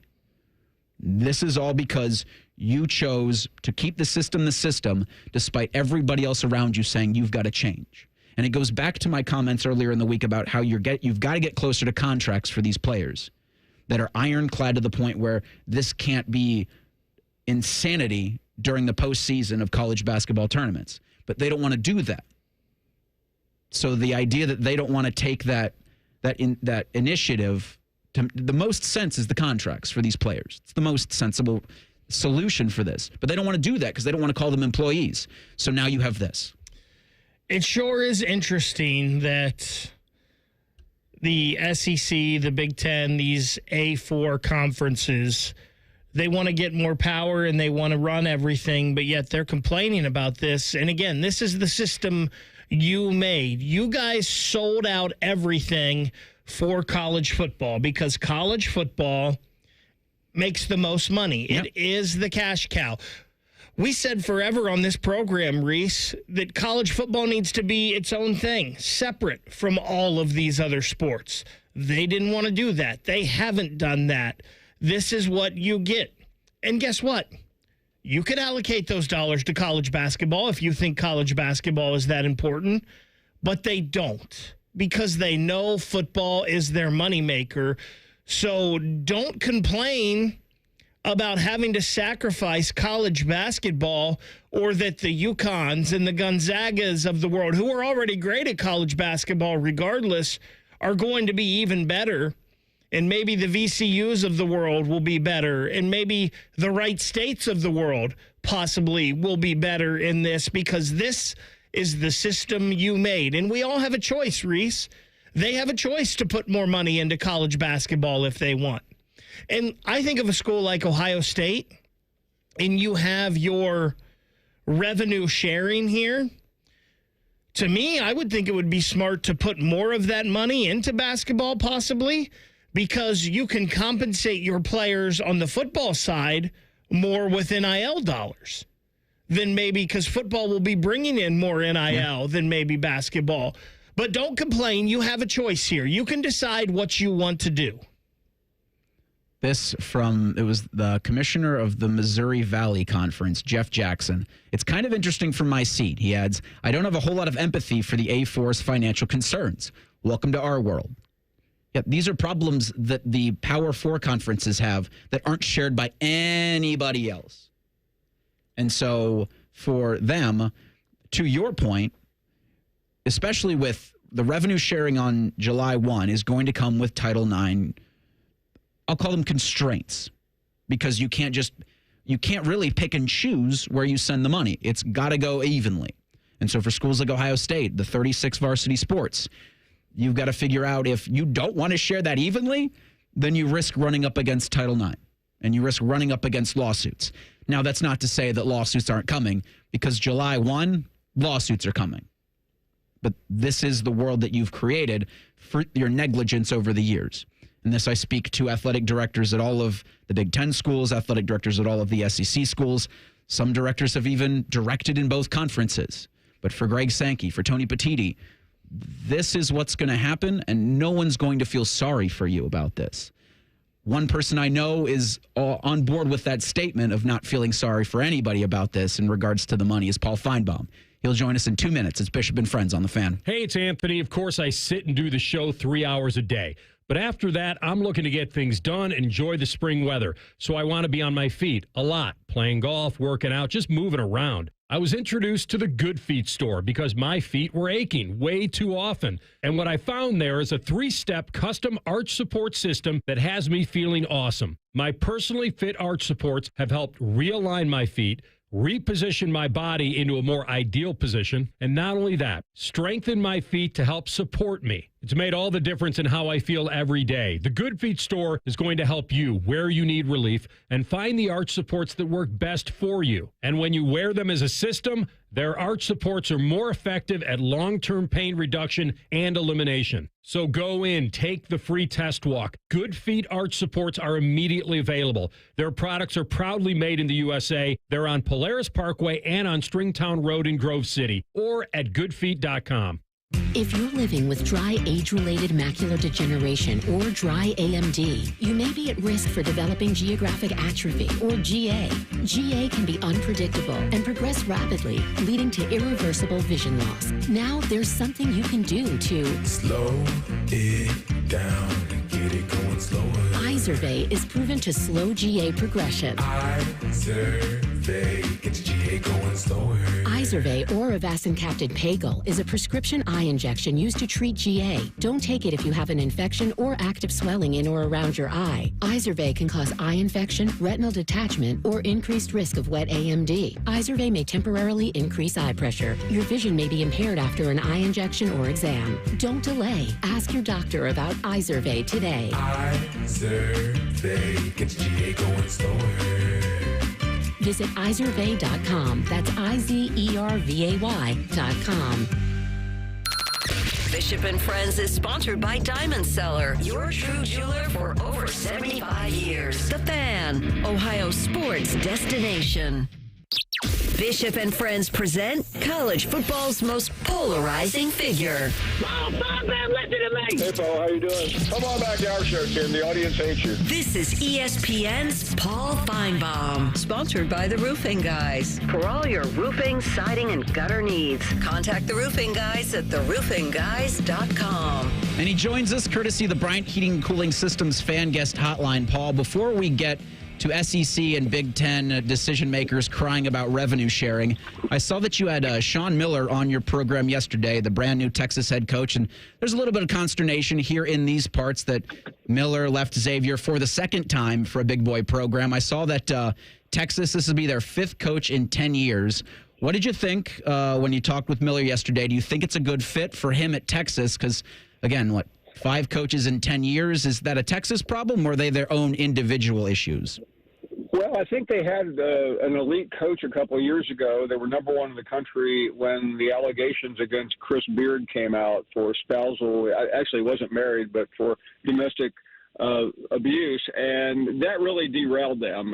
They elevated Rodney Terry, who was a good coach but not elite, and he just happened to become a head coach in the SEC at the worst possible time. So I think they were looking for a big name, and certainly Sean Miller has had that. Now, I think the real question, you guys maybe can answer this better than I can, is he still the Sean Miller of 5 to 10 years ago? And he is very cool. Listen, the interview was great. He's done it a million times, but I cannot answer the question whether he can make a dent in the SEC right now, which I think is pretty self-explanatory with 7 of the Sweet 16 teams. Paul, you mentioned 7 of the Sweet 16 teams are from the SEC. What do you think has been the biggest reason here for the kind of resurgence in SEC basketball? Well, first of all, a bigger commitment. If you showed up in the SEC 20, 25 years ago, college basketball consisted of maybe Tennessee and Kentucky. Every once in a while, you would get a Billy Donovan team at Florida, which won back-to-back championships, and Alabama. But for and then Shaquille O'Neal and a couple other players at LSU. But mostly, it was a wasteland. And the league made a concerted effort to upgrade facilities. Number one, equal to that, coaches. Bruce Pearl coming 11 years ago was a very big deal. Followed by people like Nate Oates at Alabama, coaches that really just became dynamic. And these things kind of run in cycles, and I think it was a perfect storm. There's no way they can get as many teams in the tournament probably next year as they can this year, or 7 in the Sweet 16. But it didn't also hurt that every game now, like it is in the Big Ten, is on either the Big Ten SEC Network or ESPN or ABC. Paul, the ripple effect of John Calipari in Kentucky, that divorce, is so many effects that you're going to see starting tonight and through this weekend. How big has it been for Arkansas that in his first year in Fayetteville, he's got the Hogs in a regional semifinal? What's so interesting is he got off to a disastrous start. He was like 0-6 in the SEC. And I was talking to reporters out there, and they were literally asking the question, is John Calipari over the hill? And by the way, most people thought he was. He's lost in the first round 2 out of the last 3 years at Kentucky, and he just got it going at the right time. Nobody doubted he was an elite coach, but we just haven't seen this from him in a very long time. And ironically, Mark Pope, who was about the 5th choice at Kentucky, starting with Hurley and Scott Drew and Nate Oates, everybody turned it down, has given them the best season they've had probably in about 6 years. You mentioned, can the SEC keep this up moving forward? Ross Dellinger just wrote a great piece that we were talking about the impending revenue sharing and changes in that. Could that help the non-A4 schools in basketball because they don't have to give money to a football program, and how some of the bigger schools are maybe complaining about that and want something done about that? We were kind of the opinion, Paul, of, hey, you guys have made this bed, now you lie in it. If you want basketball to be good, make the changes, the choices that you need to do to put the money into those basketball programs. How do you feel about this? I think it's a real challenge because we all know that this House settlement is geared toward football players, and that is the driving force. As great as basketball is, and I say this on the eve of the Sweet 16, which is one of the better events in sports, it's just not that big compared to football. It's a minute scale, and you have so many more teams that are active, where in football, the rosters alone eat up the money. So I think it's a real conundrum for basketball coaches who are having a huge year, but it is, and the sport is great, but it does not compare to football. Paul, I think it's the second time in as many weeks we've had you on to ask about, what power programs are going to be doing for a spring game or a spring showcase. I think Oklahoma's even got a fun little moniker for what they're going to be doing in Norman. But Mike Gundy of Oklahoma State had the idea that why don't they just scrimmage and do Bedlam in the spring? I had said that that's probably the most likely time outside of the college football playoff you'll see those two teams play, because when the SEC goes to 9 games, that doesn't factor to be one of those additions Oklahoma would make in the regular season. One, what do you think about the increasing idea of doing spring scrimmages between teams? And then 2, could we ever get Bedlam in the regular season outside of the college football playoff? I don't think you'll see the scrimmages. The coaches, they don't really want to do anything right now, let alone put their players in harm's way, and especially against one of their biggest rivals. So that's part of it. Everybody is coming up with these goofy ideas for spring games. Basically they're going to be fan days glorified. I don't think you'll see Bedlam either. That is a very contentious relationship in that state. And I think Oklahoma feels like right now there is no reason to prop up Oklahoma State, especially Mike Gundy, who I believe is on it perhaps down to his final swing. For a guy that was in demand 8 or 9 years ago, he is batting quite a losing streak right now out in Stillwater. Paul, we're early on in spring football, but are there any big stories, any big developments that have come out in SEC country so far in the first week or two? It's been pretty quiet, but I'll tell you something that came up on our show yesterday. I think we had a guest on the day before who was talking about who's really making waves in spring ball, and Julian Sayin was one of them. And we got a bevy of Alabama calls who were really complaining openly and directed right toward Kalen DeBoer for completely blowing Julian Sayin at Alabama. As you guys know, it came out in the book, The Price, a couple of months ago, that when Sayin came in for his meeting with DeBoer, he'd only been on campus for about 4 weeks. He got there right before Alabama played in the Rose Bowl in December. Nick Saban's final couple of weeks. Apparently, DeBoer, according to this book, pronounced his name incorrectly. And Sayin got very upset about it, and his family was mad. And while everybody focused on Caleb Downs leaving Alabama to go to Ohio State, Alabama fans are now completely, complaining now bitterly about having lost Sayin, because they really don't know if they have a quarterback for this fall. And, of course, Sayin would have been the starting quarterback at Alabama. It seems there are several SEC teams that have got similar quarterback questions, but back to DeBoer real quick. How long does he have to make the college football playoff before he gets ejected? Yeah, I mean, this is a very big year. He was left a pretty good team by Nick Saban, and he still recruits very well. He got one of the top commits in the country yesterday, one of these cornerbacks that could have gone anywhere. But if he misses the playoffs this year, and they'll be on the bubble, I think next year will be do or die for him. Unfortunately, Paul, Georgia had another driving incident arrest here recently with players speeding, going way over the speed limit. Is Kirby Smart, is there any heat on him for these continued issues in his program? Not yet, but there will be. What's really interesting about Georgia is, I think Georgia has either been number 1 or 2 the last 4 or 5 years, much like Ohio State and Alabama. But this year, there's a weird feeling, in Dogland that they're not going to be able to have that. I mean, they have Alabama and Tennessee very early in the season. They have Texas on the schedule, and the season just ended very badly. I mean, I realize they won the SEC last year, but Gunnar Stockton, who was the quarterback, did not perform well in the Sugar Bowl loss to Notre Dame. They lost Carson Beck. He went to Miami. And it is an eerie feeling, and the driving issues just continue to pile up. Kirby Smart has really not addressed them. He has an offensive coordinator, Mike Bobo, that is very, very unpopular among the fan base. He's a former roommate of Kirby Smart in college, and he struck out as a head coach at Colorado State. So there's not a lot of pressure on Kirby Smart, but there's a lot of chirping going on. What's an off season? I mean, it feels like there's never a dull moment, Paul, and we appreciate the time you've given us today. Enjoy your weekend. Enjoy the Sweet 16 and the Elite Eight, and we'll check in with you next week, all right? Enjoy it, guys. Thank you. Thank you, Paul. And he joins us courtesy of the Bryant Heating and Cooling Systems Fan Guest Hotline. We'll do Thing or Not a Thing next. It's Bishop and Friends on the Fan. We know everything about you. We know you love the Buckeyes. We know you love the Jackets. We know you're wearing a red shirt.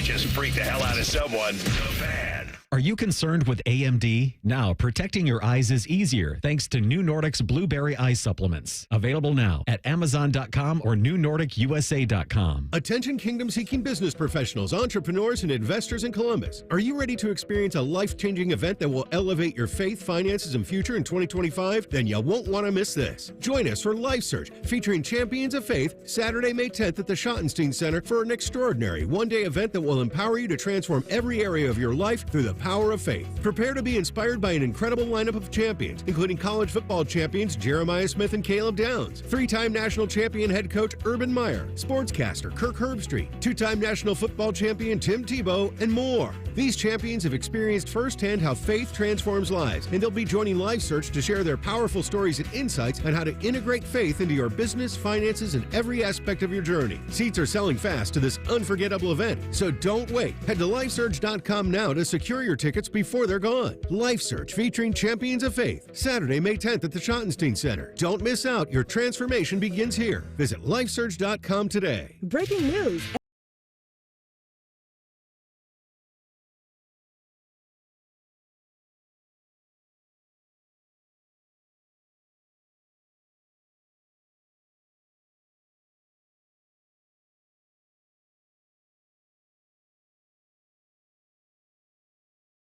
Never ordinary at Bet365. 21 plus only. Must be physically located in Ohio. Gambling problem? Call 1-800-GAMBLER. T&Cs apply. The best matchup is you in a new Kia from Coughlin Kia. Get into a new Kia now with $0 down. Get 0% financing on select new Kias and make 0 payments for 3 months on any new Kia in stock. Visit CoughlinKia.com. Coughlin has the car for you. 0% for 72 equals $13.89 per 1,000 financed on Nero EV, EV6, and EV9 with approved credit through Kia Motor Finance. 90 days deferred payments until June 2025. Qualified manufacturer incentives to dealer. Prior sales excluded. No security deposit. Residency restrictions may apply. Offers cannot be combined. See dealer for details. Ends 3/31/25. 1-877 Cars for Kids. KARS Cars for Kids. 1-877 Cars for Kids. Donate your car today. Donate today at carsforkids.org. That's cars with a K. Your car can be picked up as soon as the next day. Receive a tax deduction and vacation voucher. 1-877 Cars for Kids. Donate your car today. Now accepting donations of land, homes, buildings, or any kind of real estate.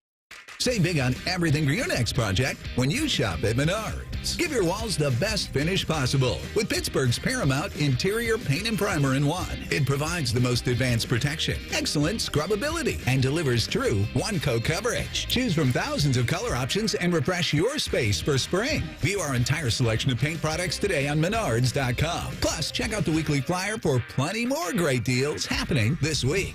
Save big money at Menards.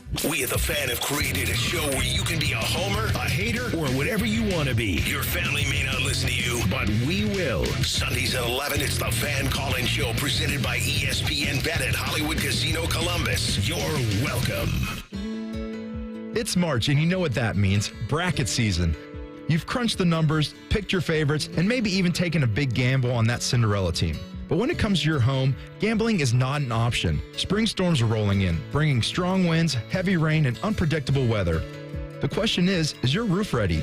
At Newman Roofing, we don't leave anything up to chance. Whether you need a new roof, gutter replacement, or updated siding, our expert team is here to educate you, guide you, and give you the best options to fit your home's needs. No high-pressure sales, no surprises, just top-quality work from a team you can trust. That's why homeowners choose Newman Roofing, the #1 overall seed here in Columbus, because we deliver an unbeatable customer experience every single time.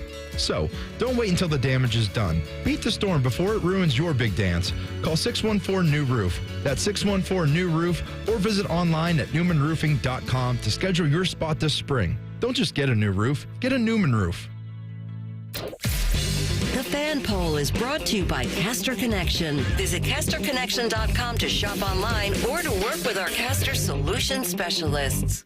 The perfect show for quarter zips and khaki shorts. You're listening to Bishop and Friends. Yes, you are. And if you heard Paul Feinbaum in that last segment, you're probably just as,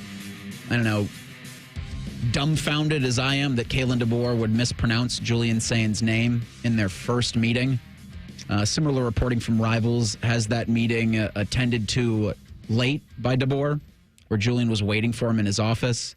It's like, man, that's almost unforgivable unless you go out there the first year and win an SEC championship. I still just can't believe that he wouldn't know his name. How do you not have people? That's unfathomable to me that he did not know his name and pronounce it properly. But it is a perfect explainer as to why Alabama and their quarterback situation is nowhere near as healthy as Ohio State and its quarterback situation. Thing or not a thing? Sponsored by Apex Plumbing Pros. So that's definitely a thing. And as is said a lot on this show, you don't have a quarterback, you don't have anything. Well, on Wednesday, Cleveland sports personality Bruce Drennan reported on his YouTube show that someone in the Browns organization told him Cleveland was negotiating a trade with Dallas for Cowboys quarterback Dak Prescott. Well, Des Bryant took to social media and said Dak trade talks to the Browns are not true.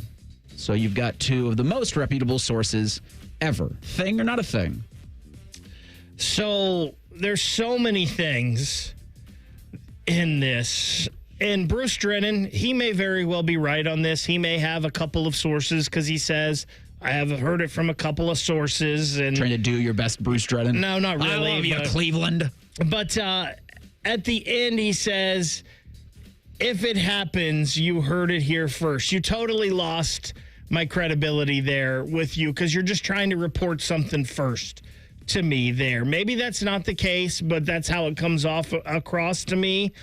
Also, in this, he says that this really intrigued Myles Garrett, this idea of adding Dak Prescott. Well, I thought Myles wanted to win championships, supposedly. I don't know if you're winning championships with Dak Prescott. That hasn't worked out very well for the Dallas Cowboys.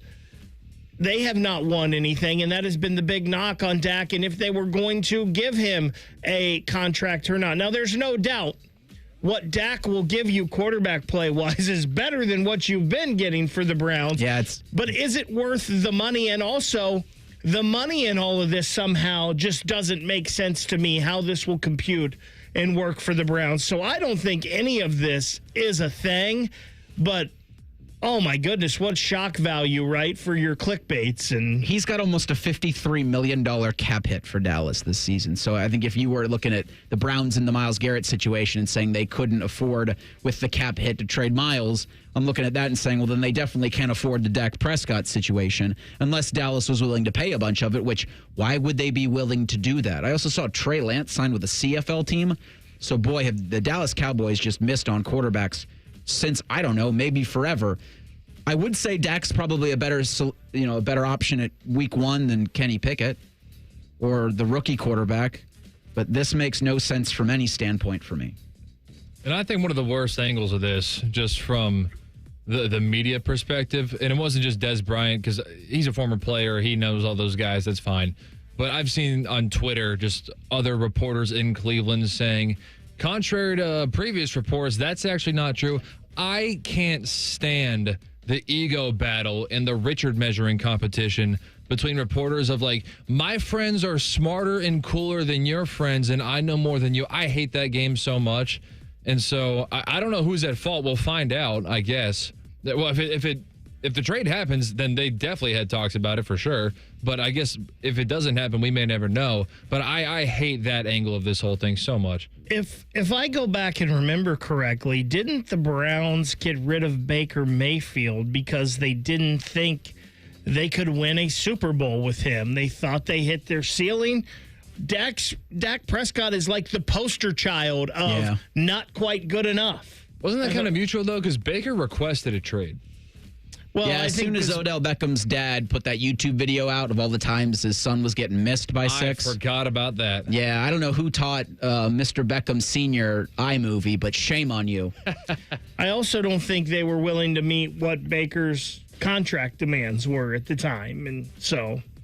Well, it turned out to be the best thing for Baker because he doesn't become the Baker Mayfield you see in Tampa without being jettisoned by Cleveland, without having to go to Carolina and then to Los Angeles and then back to Florida. Like, it was the best thing for him. And now Browns fans are still clinging to that, which, all right, fine.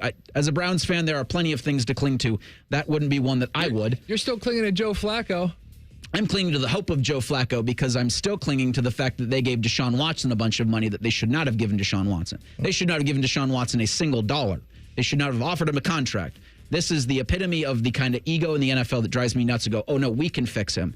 He fleeced Houston for a contract and then sat out an entire year. But the Browns gave him 30 first-round picks. It's Reese's favorite player of all time. Speaking to golf website Bunkered, we're moving on. CBS's Jim Nantz revealed his plans to retire as the Masters lead broadcaster, telling the website, quote, if all the stars aligned right now, it feels like a pretty good exit point, April 14th, 2036. That's my scheduled retirement date. It would be a perfect place to walk out, end quote. The 2036 Masters will be the 100th anniversary of the major. It'll be Nantz's 50th year calling it. The 65-year-old Nantz retired from college basketball's Final Four in 2023. Wait a minute. Oh, yeah, it would be his 50th year. He's 65. I was trying to do math in my head. Boy, that didn't work. Nantz retired from calling the Final Four in 2023. He's still the NFL's #1 play-by-play voice. He calls the Masters, the PGA Championship, and other things on the PGA Tour. Masters is on a year-to-year deal with CBS, but will likely be with the network for the next 11. Nantz also said, quote, I know what's going to happen. I'm not going to get to... I know it's going to happen. I'm going to get to that year, and I'm going to say, maybe I could do this for a little while longer. We have broadcasters over here that have gone on well into their 80s, so that's one of those wait and sees, I guess, end quote. Thing or not a thing?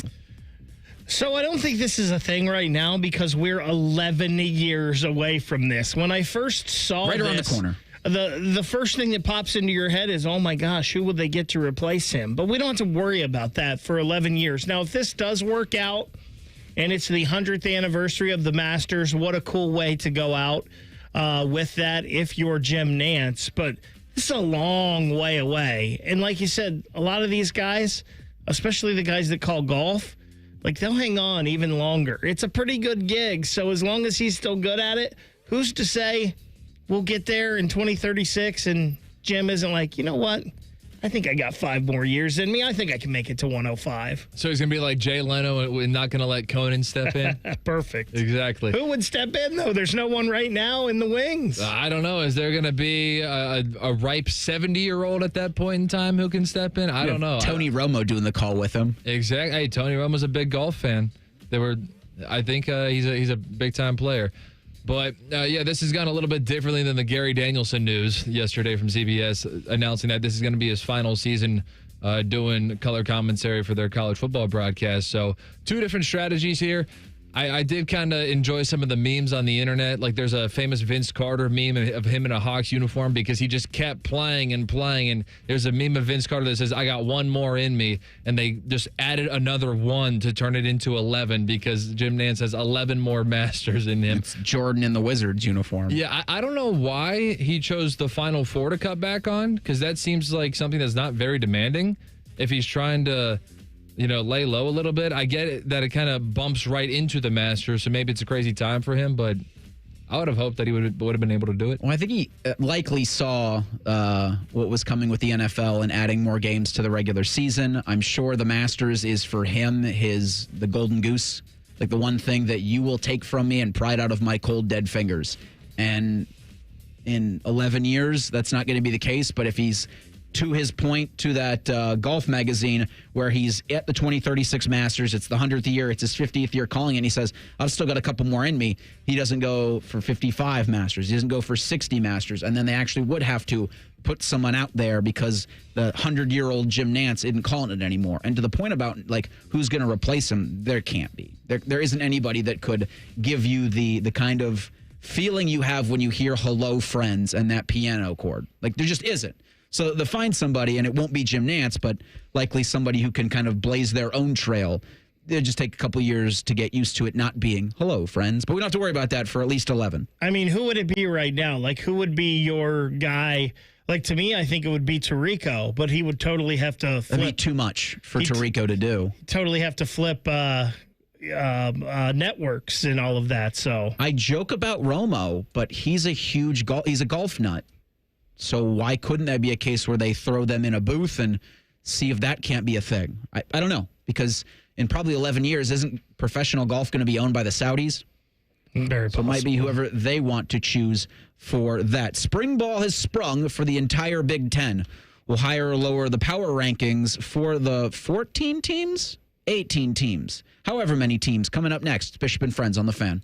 An encyclopedic knowledge of sports and other random things you may or may not care about. I think I found my mentor. Rockman and Ice. Weekdays from noon to 3. The Fan. Everybody poops, everybody pees. Mommy, will you call Mr. Rooter, please? 'Cause I gotta poop and I gotta pee. Only Mr. Rooter can clear the drain for me. Thank you, Mr. Rooter. Hi, everybody. We call it what it is at Mr. Rooter. When you have a plumbing or drain problem, the team at Mr. Rooter is ready 7 days a week. Call us today and take advantage of our $95 drain cleaning special. Visit us at MrRooter.com. We'll be there quick. Hey, it's Anthony. Of course, I sit and do the show 3 hours a day.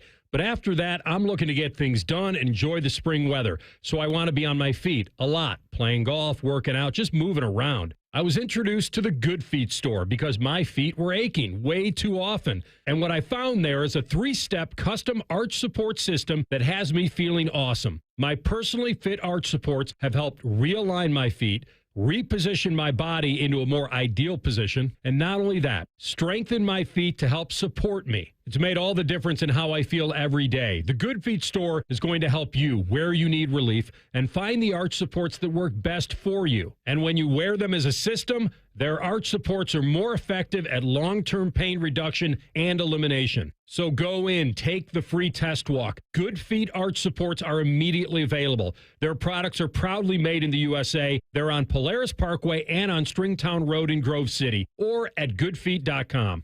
Welcome to AT&T. How can I help? Hey, I thought I could trust my twins with my phone, but they outnumber me, man. Oh, that's a lot of glitter paint. Let's trade lives. At AT&T, everyone can trade in an old or glittered iPhone any year, any condition, and save on a new iPhone. Ask how to get iPhone 16 Pro on us. New and existing customers. Savings vary by device and trade-in combinations. Restrictions apply. See att.com for details. AT&T. Connecting changes everything. Why pay more for prescriptions? Stop overpaying and start saving with SingleCare. It's easy. Find your prescription on singlecare.com, show the coupon at the pharmacy, and start saving.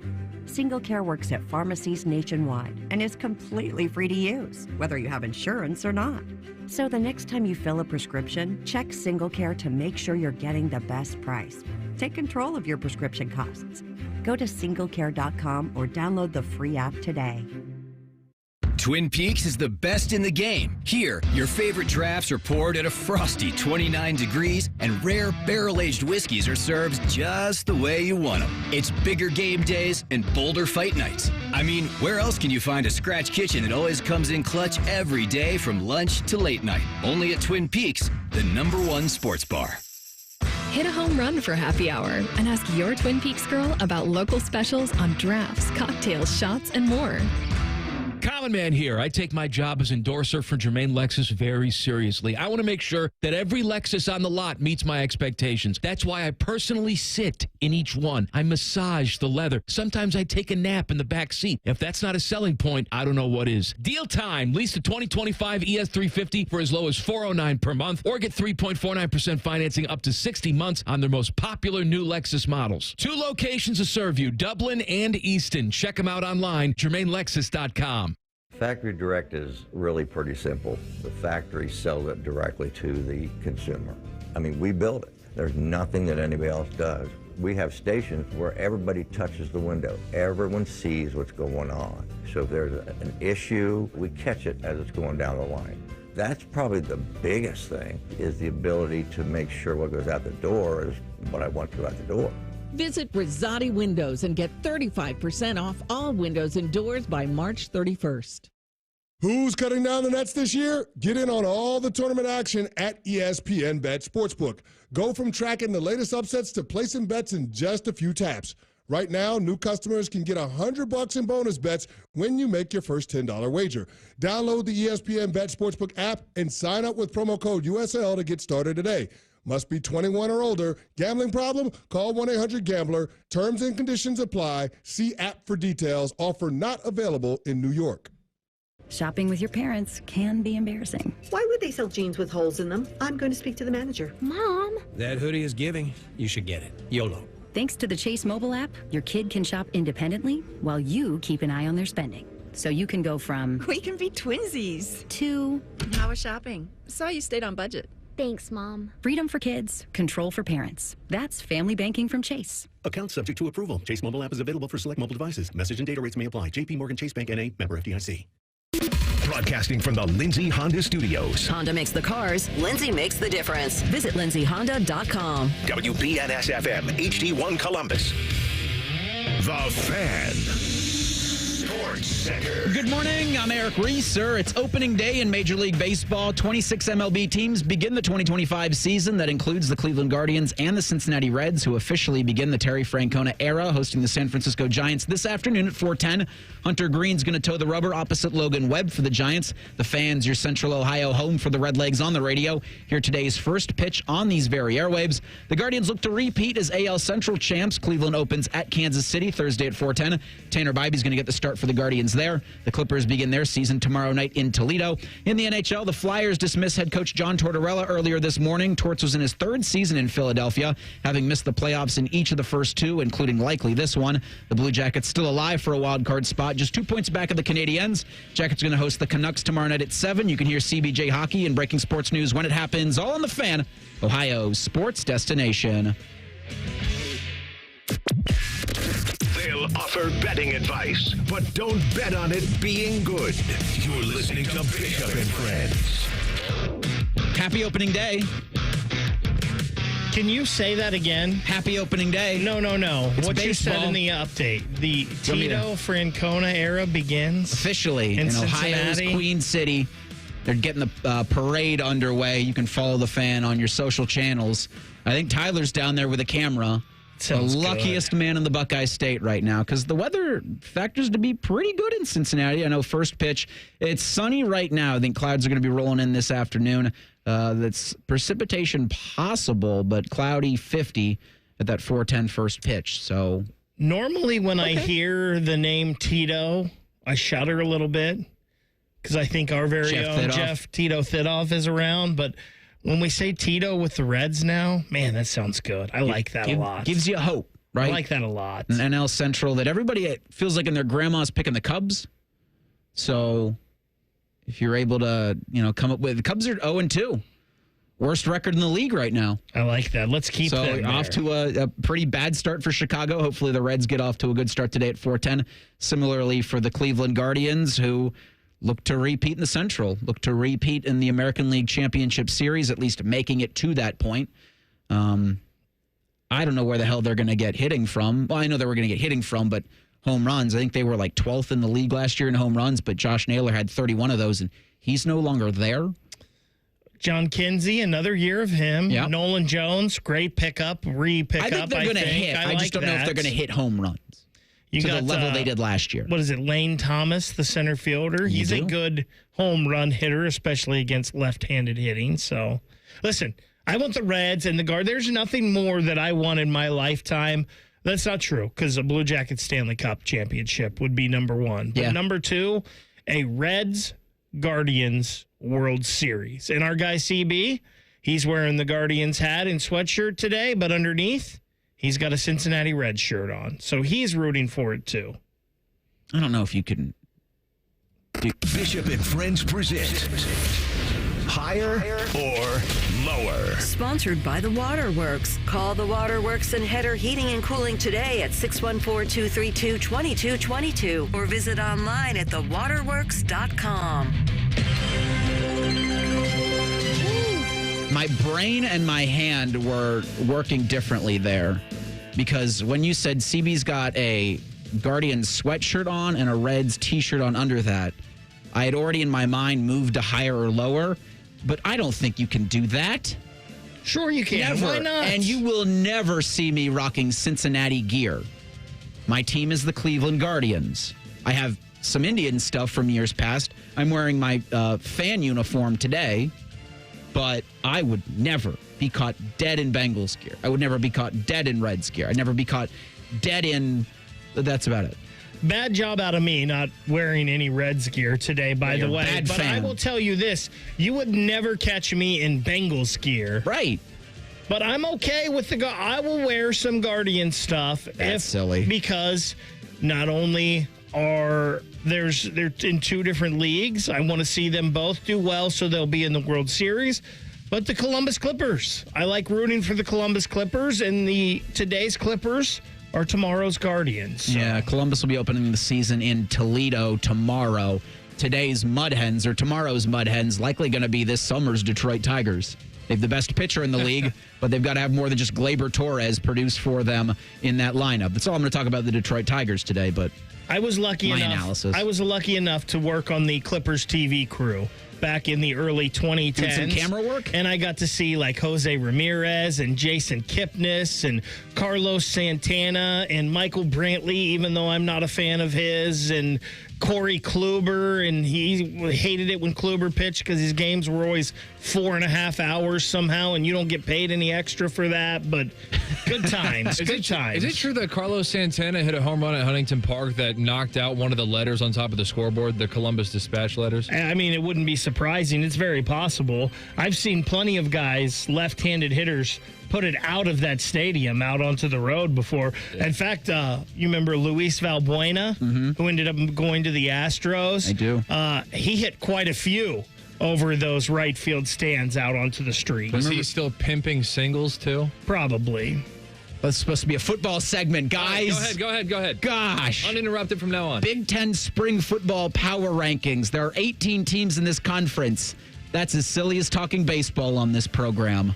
Sports Illustrated's college football headquarters is power ranking them for the spring. And, of course, as you hear the music behind me, it's the Big Ten's music. The Big Ten on CBS welcomes you to Ohio State and Michigan from Ann Arbor at 3:30 this year. Book it. At number 1, of course, we know, Ohio State. At number 2, Penn State. These are knowns.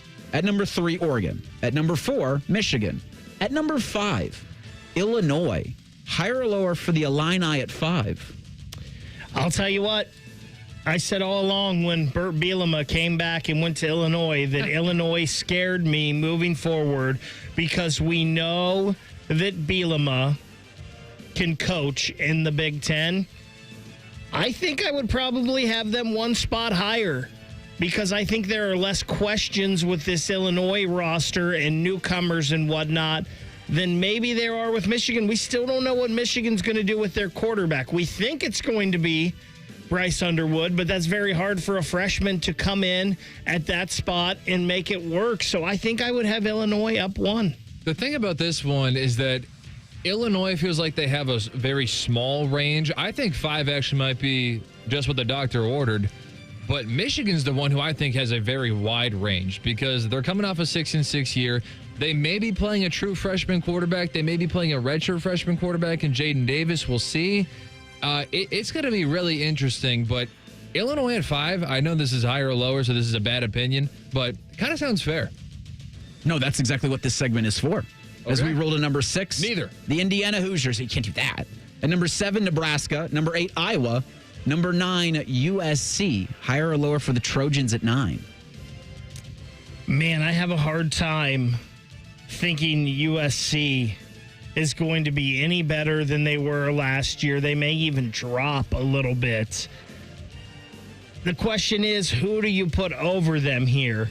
I don't know if Michigan State's there. It's going to be interesting to see what Luke in Wisconsin is. I could possibly see Wisconsin, and we're going to get into them later possibly, but maybe being higher and jumping them. I think that's pretty right, though, for USC, right about the middle of the pack.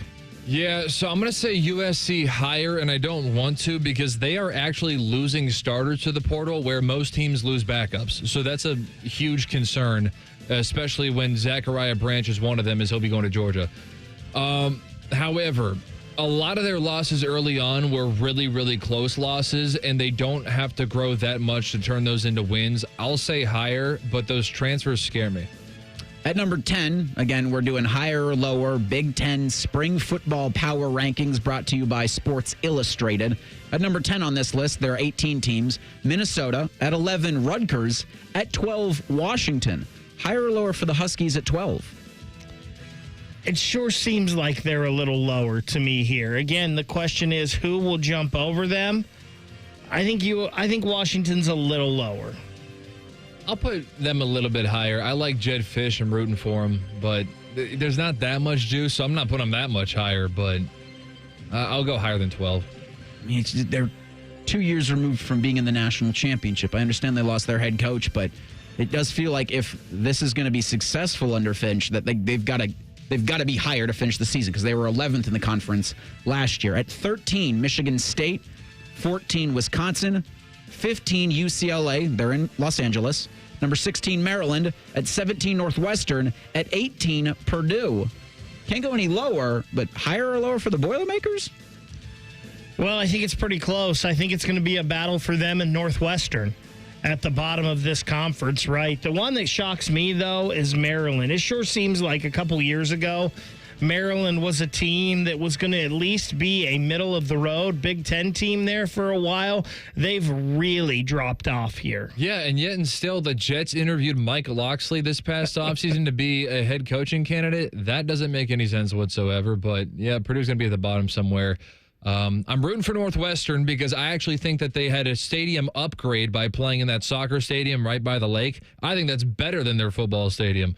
But, yeah, Purdue and Northwestern probably battling for last place. And I'm rooting for Luke and Madison, but it feels like if the Badgers finish 14th in the conference, that would be it for him. No, but he just got an extension, which I don't get that. Well, neither did I. Well, I guess, does that mean that there's not heat on the seat, which we would think here? And we've had this discussion about James Franklin. You know, we've had this discussion about Lincoln Riley. Like, the standards at specific universities are obviously going to be different because you're right. An extension would indicate that, no, there's no heat on the seat. But should there? That's something we can ask in June because that sounds like a great June topic. Heat on the seat of Big Ten football coaches. Hey, Baker, did you know it's opening day? I did know that. We'll discuss more baseball coming up next. It's Bishop and Friends on the Fan. A lot has changed in 30 years, but we're still that old shoe that feels worn in and well-loved. And well, we smell a little, but you've accepted that. The Fan. Montana, Bettis, Horning, and Brown, some of the greatest of all time, kicked off their careers in South Bend. You can celebrate Notre Dame football's impact on the professional game by visiting the Pro Football Hall of Fame in Canton to experience gold helmet to gold jacket March 14th through April 27th. And register to win our grand prize at 971thefan.com/gold jacket. One winner will receive 2 tickets to the Hall of Fame game, enshrinement ceremony, and the Hall of Fame Museum. That's 971thefan.com/gold jacket. Hey, it's Leslie from Pella Columbus. I'm Wilson from that other window place. Wait, Leslie, what is that dude doing over there at that window? Well, that dude is Chase, and Chase is making that window look perfect. We're sticklers on detail, Wilson, both in our showroom and definitely in people's homes. Chase, be careful. May have spilled some coffee over there just a bit ago. Oh, he knows. He seems to work a lot more when you're around, Wilson. Get the window that homeowners rated the leading window brand in Columbus at PellaColumbus.com. When you reach for UDF's new pizza, you're getting more than just a quick slice. You're getting family recipe focaccia dough, handcrafted in our bakery. You're biting into a hot, crispy crust. You're tasting delicious sauce and loads of meaty, cheesy flavor. You might even be burning the roof of your mouth on that first bite, but that's okay. It's a good burn. UDF makes more than just pizza. We make pizza for you. New Sicilian-style pizza from United Dairy Farmers at participating locations. UDF, made for you. Welcome to AT&T. How can I help? Hey, I thought I could trust my twins with my phone, but they outnumber me, man. Whoa, that's a lot of glitter paint. Let's trade lives. At AT&T, everyone can trade in an old or glittered iPhone, any year, any condition, and save on a new iPhone. Ask how to get iPhone 16 Pro on us. New and existing customers. Savings vary by device and trade-in combinations. Restrictions apply. See att.com for details. AT&T. Connecting changes everything. Why pay more for prescriptions? Stop overpaying and start saving with SingleCare. It's easy. Find your prescription on singlecare.com, show the coupon at the pharmacy, and start saving. SingleCare works at pharmacies nationwide and is completely free to use, whether you have insurance or not. So the next time you fill a prescription, check SingleCare to make sure you're getting the best price. Take control of your prescription costs. Go to singlecare.com or download the free app today. Hey, Ohio, Prime Sports has arrived, the only book where you can lay 108 instead of 110 on all your favorite teams. Football, baseball, basketball, and hockey. Why would you risk more to win the same amount at another sports book? Download the Prime Sports Ohio app or visit our website, primesportsbook.com. Get a welcome bonus to match your initial deposit up to $400 in bonus bets. And be a member of the Prime Sports family. Terms and conditions apply. Visit website for details. Must be 21 and present in Ohio. Gambling problem? Call 1-800-GAMBLER. If you miss a little, you'll miss a lot. Search for your favorite fan shows wherever you get your podcasts and subscribe. Every episode comes right to your phone absolutely free. Modern technology, it's a hell of a thing. Do it now. The Fan. Hello, it's John Kozik, founder and president of TurboTrack Realty. Do you want to sell your property, however, you need a little help getting through the process? Let's say you have years of belongings in the home. It needs a lot of updating, you're overwhelmed, and you may need help finding a place to go. I will help you. Visit us today at TurboTrackRealty.com or call me now for an all-cash offer and, more importantly, the help you need at 614-470-2000, 614-470-2000. Do you want a job that is flexible, secure, and fun? It also offers excellent pay and is ranked as one of the best jobs in America, too. I'm talking about being a dental hygienist. And all you have to do is complete a 2-year program after high school. Visit ODA.org to learn more and to start helping people love their smile. This message is brought to you by the members of the Ohio Dental Association. Fan weather. From the Logan AC and Heat Services Weather Center. A beautiful day for us on Thursday. Good for some golf. We will see those afternoon temperatures topping out in the low 60s with a mix of sunshine and clouds. Increasing clouds, though, as we go into tonight, with showers developing overnight into Friday morning. Overnight lows in the mid to upper 40s, and then for Friday, even warmer. Daytime highs getting into the low 70s. For the Fan, I'm meteorologist Meredith Garfolo with your 10 weather impact forecast. '99 was a sad, incomplete place. Enter Ohio State. The rest is history. The Buckeye Show. Weeknights at 6. The Fan. Sports conversation that's worthy of a toast, or at least a stiff drink. You're listening to Bishop and Friends. Yes, you are. Reeser Baker Cole for the remainder of today and then tomorrow's program. We're going to have Tim May joining us sometime in the program. Jody Shelley will hope to get him on the program before the Jackets host the Vancouver Canucks. You heard the news earlier. John Tortorella was dismissed as head coach of the Philadelphia Flyers. You are rooting for Philadelphia tonight. They're playing Montreal. I guess you could be rooting for the Red Wings. They're going to be hosting the Ottawa Senators. I don't think the Jackets have really a hope of catching Ottawa for the first wild card spot, but certainly they can get Montreal for that second wild card spot. So just your rooting interest for tonight as you are also paying attention to the Sweet 16. I've said this on the program a lot. The Browns are my favorite team. They're my absolute favorite sports team. Did you want to get to something before we did the Browns? I was just going to say, go Brad Shaw tonight in his first game as interim head coach for the Philadelphia Flyers. Let's root for the Senators, Reese, in this Red Wings game because the Red Wings are one behind the Jackets in the standings. So let's let Ottawa win. We've got 3 games coming up with Ottawa. We can take care of Ottawa on our own if we're the Blue Jackets. Let's root for the Senators tonight to knock off the Red Wings and keep them behind the CBJ. Yeah, I don't really want to root for Detroit in anything. Yeah, same. So I'm going to skip that one, but let's go Philadelphia Flyers. Since 1999, it's been a lot of bad decision-making in Cleveland. This report from Pro Football Talk earlier this morning tells me that the Browns had 2 perverts on the payroll in 2023 because computer pervert Matt Weiss, former Michigan man, was allegedly on the Browns' payroll as a contractor. He was never, per the Browns, in the building, but he did some one-off advance projects. He left in 2024 for the Seahawks. And you go, who's the other guy? Deshaun Watson. Keep up. Why the heck they would hire him to do contract work, I don't know. I don't know the situation that happens with that, where you have guys, and this especially in January 2023 when the investigation began, was he working for the Browns because Michigan had fired him because he refused to cooperate with the feds? And did Seattle know about this before Seattle hired him? Guys, what are we doing? What in the world could be so good about this Matt Weiss guy that while he's being investigated by the FBI, you're going to have him on your payroll? And the Cleveland thing really makes no sense. Where's the connection? What is that there? The Seattle thing makes a little bit of sense because you have some of the Michigan coaches out there, right, that would have worked with him on staff with Harbaugh. The Browns thing makes no sense. He was working for the Ravens in 2015 when he began the scheme to download the personally identifiable information and medical data of more than 150,000 athletes. So jail forever for Matt Weiss. And I called the NCAA feckless earlier in the program. I still believe that, but I hope they're able to.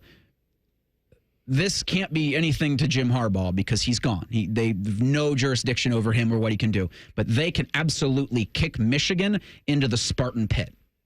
Not just because of this, but because of the sign-stealing guy. Well, and again, like we talked yesterday, this is more than the NCAA and Michigan to me. Like anybody that was there at Michigan that knew about this and helped with this or helped cover it up, you should be facing federal prison or federal consequences, charges, whatever. Federal time for you, too. Well, a pair of former Wolverines athletes have brought a civil suit against the university. Matt Weiss also being sued in civil court. And I hope all of these athletes, all 150,000 of them, join together and bury that university into the ground. Because as an employee and using computers in Schembechler Hall and likely other locations using Michigan devices, Michigan-sponsored phones, you own some blame in this. So, again, I would love to see it. Won't happen, but some sort of punishment needs to come down for this. But not sure I'm going to transition from that into baseball, but happier things as it's opening day. Not sure if you've heard. I think 26 of the 28 teams will begin the season. You had the Cubs and the Dodgers are also Dodgers are 2-0, Cubs are 0-2, but they've got games going on today as well. You mean 28 of the 30, correct? I don't think all 30 teams are playing. You said 26 of 28, I thought. 28 teams are playing today. Yeah, 28 of 30. 26 are beginning. Are all 30 teams playing today? No, 28 are playing. Okay. I believe the Rockies and the Rays are the misfits. 28 are playing, 26 are beginning. Okay, because the Dodgers and Cubbies did the Tokyo series, which Cubs are in last place, Baker. Let's go. I understand wanting to grow the game like that, and I think the 2 games in the Tokyo Dome were cool. So I guess I don't have too much of a problem with them doing that, but I mean, the only reason you'd have a problem, right, is traditions, and we've already realized that traditions in sports we wave bye-bye to those. As long as I think it's fitting you have the Reds on opening day in Cincinnati holding that parade with all of the pomp and circumstance. We've got Reds baseball on the Fan today. We're gonna join as soon as Hunter Green takes the mound at 4:10. So if you want to hear pregame coverage of the Reds, that will be on the Fans HD3, because over on ESPN Columbus, we have the Ohio State hockey team playing in the NCAA tournament against Boston University. I believe that the game gets underway at 2. Our coverage maybe 1:45 over on ESPN Columbus. But HD3, if you want to hear the pregame of the Reds, then at 4:10, right here on the Fan, we will join in progress the Reds Giants. So you will not miss a pitch here on the Fan. Now, I know the weather in Cincinnati is supposed to get a little cloudy later, but I'm seeing shots from our guy Tyler down in the Queen City. It's perfect. It's perfect baseball weather. Like I had said at the beginning of the program that when Baker and I do this program, Bishop and Friends, we're the AV cart. Like we get rolled in just to do the entertainment and be stupid and have some fun for 3 hours. When Bo's here, he's actually trying to teach and make you more informed sports fans. So I do think next season, because the Reds opening day is, I don't know if it reaches bucket list level, but I've always wanted to go down there for all of that. And so if we were to do this program, hop off at noon, hop downtown Cincinnati for those festivities, maybe grab a beverage or 2, and then be in for a 4:10 first pitch, that's as perfect as a day as you can get for baseball. And some of these shots that Tyler has here from the block party at the Banks, I mean, maybe we could just talk to somebody who owns one of those apartments right there, high up.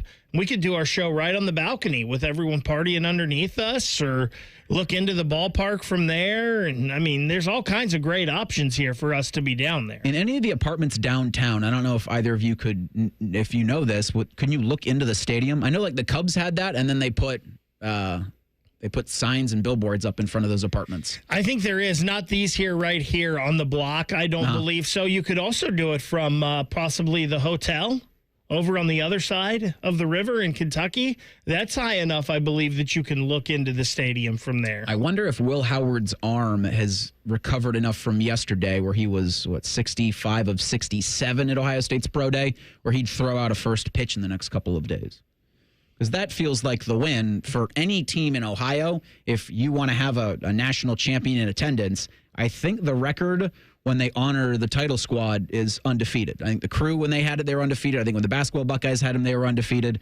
So for the Reds, even for the Guardians, when they come back, I think they're taking on the White Sox next week as the home opening series. The Clippers next week on the Tuesday, 1st. Huntington Park. It's St. Paul. So don't be an April fool and think that those teams are going to be on the road. Get you some hot dogs. But yeah, have them throw the first pitch. Pay them to do it. Now you can do it with NIL. I mean, do you think that would be more pressure to Will Howard than yesterday? Oh, no, man. Because you've got to throw a strike, right? Here's if one you of the, don't. Here's one of the things. Well, yes. And I do think Will would prepare enough to where it wouldn't be an embarrassment. I do think, like, this championship squad, the leaders on this roster, on this Ohio State 2024 roster, that'll meet the president on April 14th. The preparation that those guys do for any kind of athletic endeavor.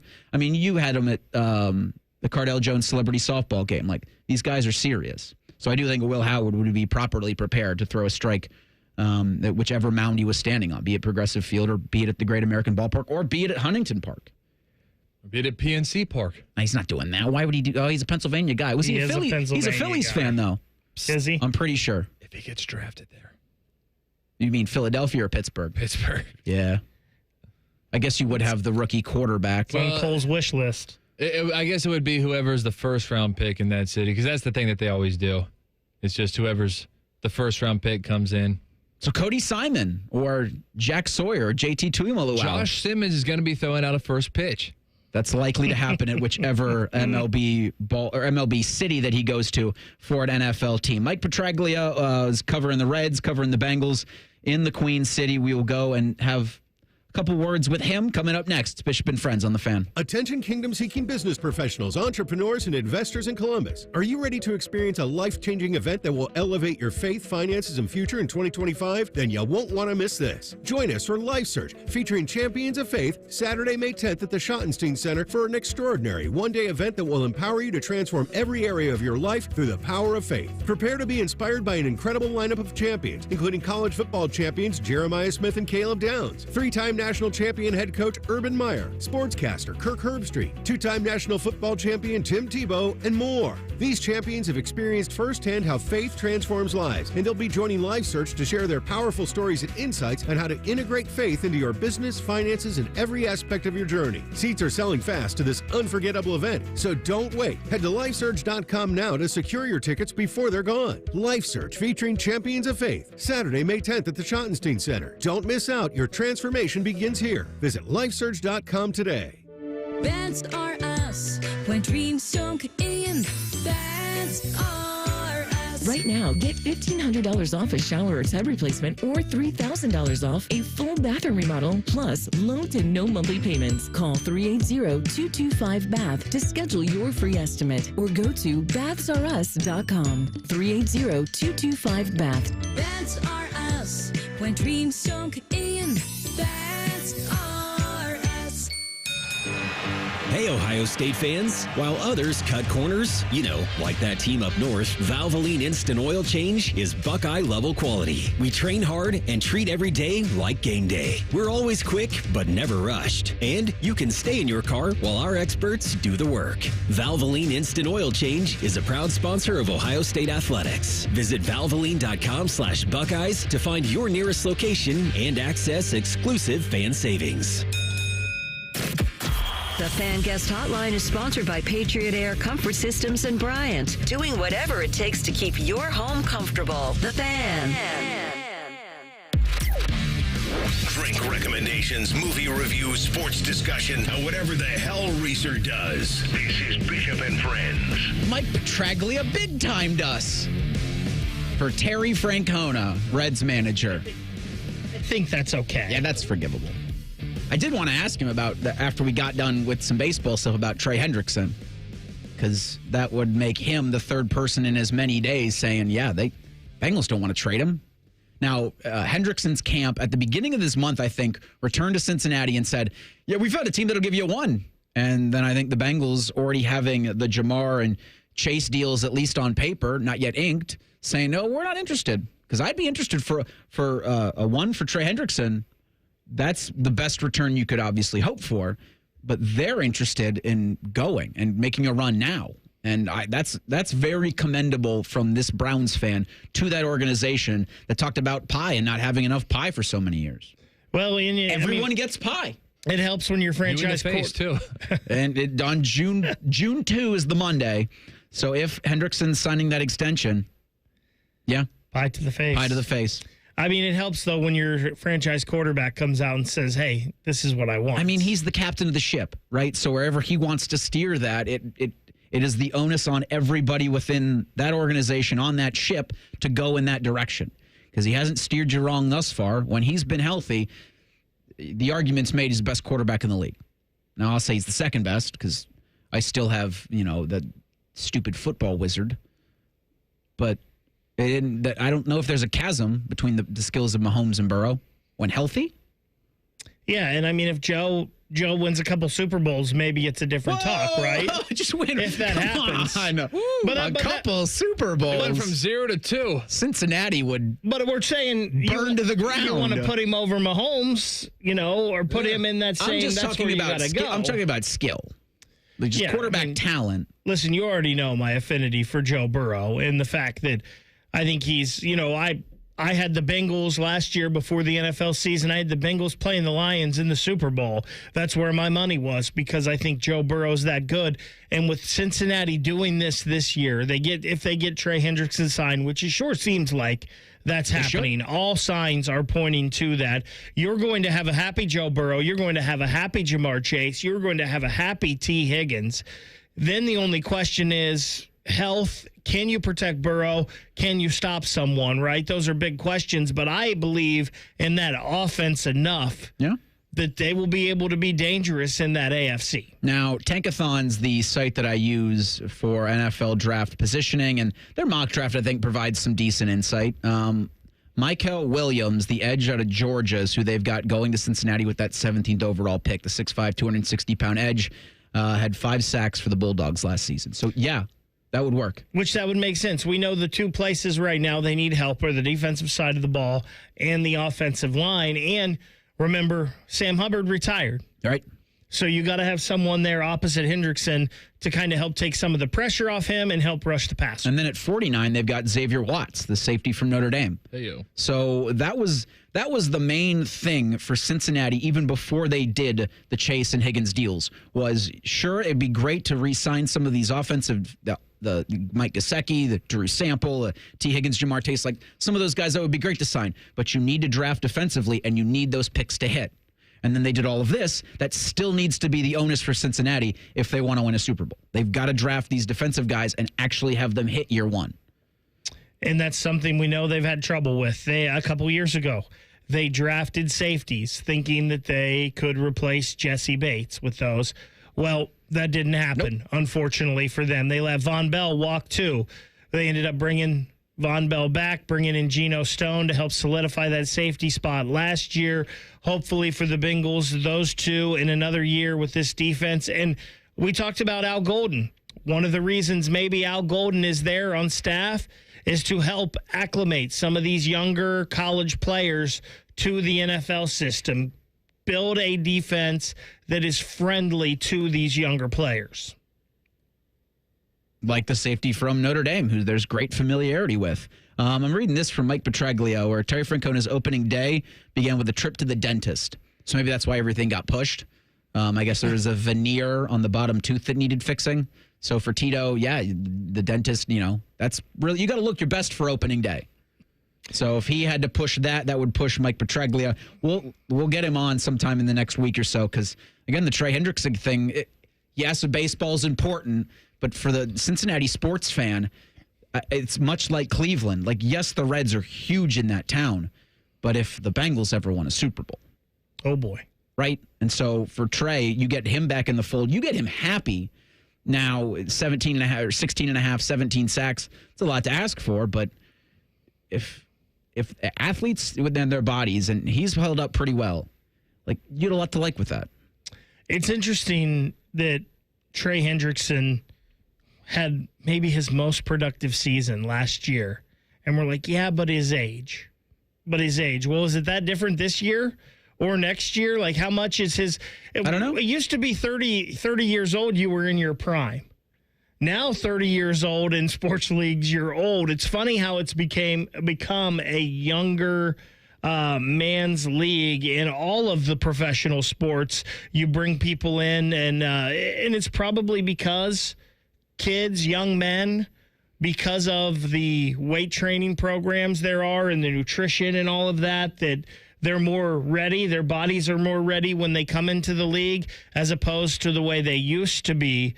But that also can go the same way. Like, we see a guy like LeBron who has taken such great care of his body, and LeBron is on a different level with everything, right? That's an anomaly there. But, I mean, he's still the ultimate anomaly, actually. Yeah. There's been a lot of guys that haven't. We look at Brady, how meticulous he was in taking care of his body. He was able to perform. I'm pretty sure Trey Hendrickson probably takes care of his body pretty well. I don't think there's any reason that Trey Hendrickson can't be a really productive pass rusher in the league for 6 more years. Well, I was going to bring it back to baseball because Dad's out of town and the kids can do whatever they want on this program. Yeah. Jose Ramirez is 32. He'll be 33 this September. I got this from The Athletic, who asked Jose if he lost weight in the winter. And Jose said, I lost fat and increased muscle. So I have the same weight I finished at last season, but a different body. And then he was asked that you can go 50-50. And J-Ram says, I would love to do 100-100, but the game isn't easy. I'll do my best. He had 39 home runs for the Guardians last season, and they were, top 15 in the league in runs batted in and in home runs. And You lose Josh Naylor and his I wasn't sad to see Naylor go because the production was missing completely almost in the postseason. And it felt for me that it was just going to kind of fall off for him. Injuries also taking their toll on his body. But for Ramirez, you're not going to get better. But if you're going to, that consistency for J-Ram, I think continues even into his mid-30s. We talked earlier about Ellie Dela Cruz being maybe the most fun player in the game. He's 22 or 3. I think 23. Jose Ramirez is right there. He's always been one of the most fun guys in the game. One of the worries I think about Jose has always been that, though, right, Reese? His weight and how he takes care of his body. I think if you're a Guardians fan, little thick. That's really good to hear that he took that into consideration this year. Maybe as he's getting older and knows that he wants to play longer at a high level. Naylor, I think those were concerns as well, right? Is this guy going to hold up over the years because of maybe some of those concerns? And well, he had a serious leg injury, I want to say like 3 years ago, maybe it was. And so he was dealing with something that it felt you almost couldn't come back from. And it's easier to get rid of him when you've got a guy like Kyle Manzardo in the pipeline. And then you go out and speak of guys that are continuing to produce at an older age. You go find someone you used to have a relationship with in Carlos Santana, and he comes back. So you'll get his defense there at first base. Hopefully some of his continued hitting, the benefit of having Manzardo as well. There's a lot of positives to this Guardians lineup, even though there's some unknowns. I do think they're going to be productive, and I would predict right now the Guardians make the playoffs. I'm not ready to put the AL Central crown on them just yet because I do want to see, and I think the runs will be there, but I think they're going to be manufactured a lot by hits. This isn't going to be a big swinging team, although I think I might have said something similar last year. I think they were 12th in the league. For you, I'm going to put you on the spot as the Reds fan of record on this program. Can Cincinnati make the playoffs without winning the NL Central? I think they could. I think it's going to be very difficult, though, right? Because in the AL East, you've got the Braves. I'm not sold on the Mets, but a lot of people like the Mets, and the Phillies, I think, are very good. And then in the West, obviously, you've got the Dodgers, but the Diamondbacks have been really good the past couple of years. The Giants, who you play today, went out and got Willie Adames at that shortstop spot to hopefully give them some offense.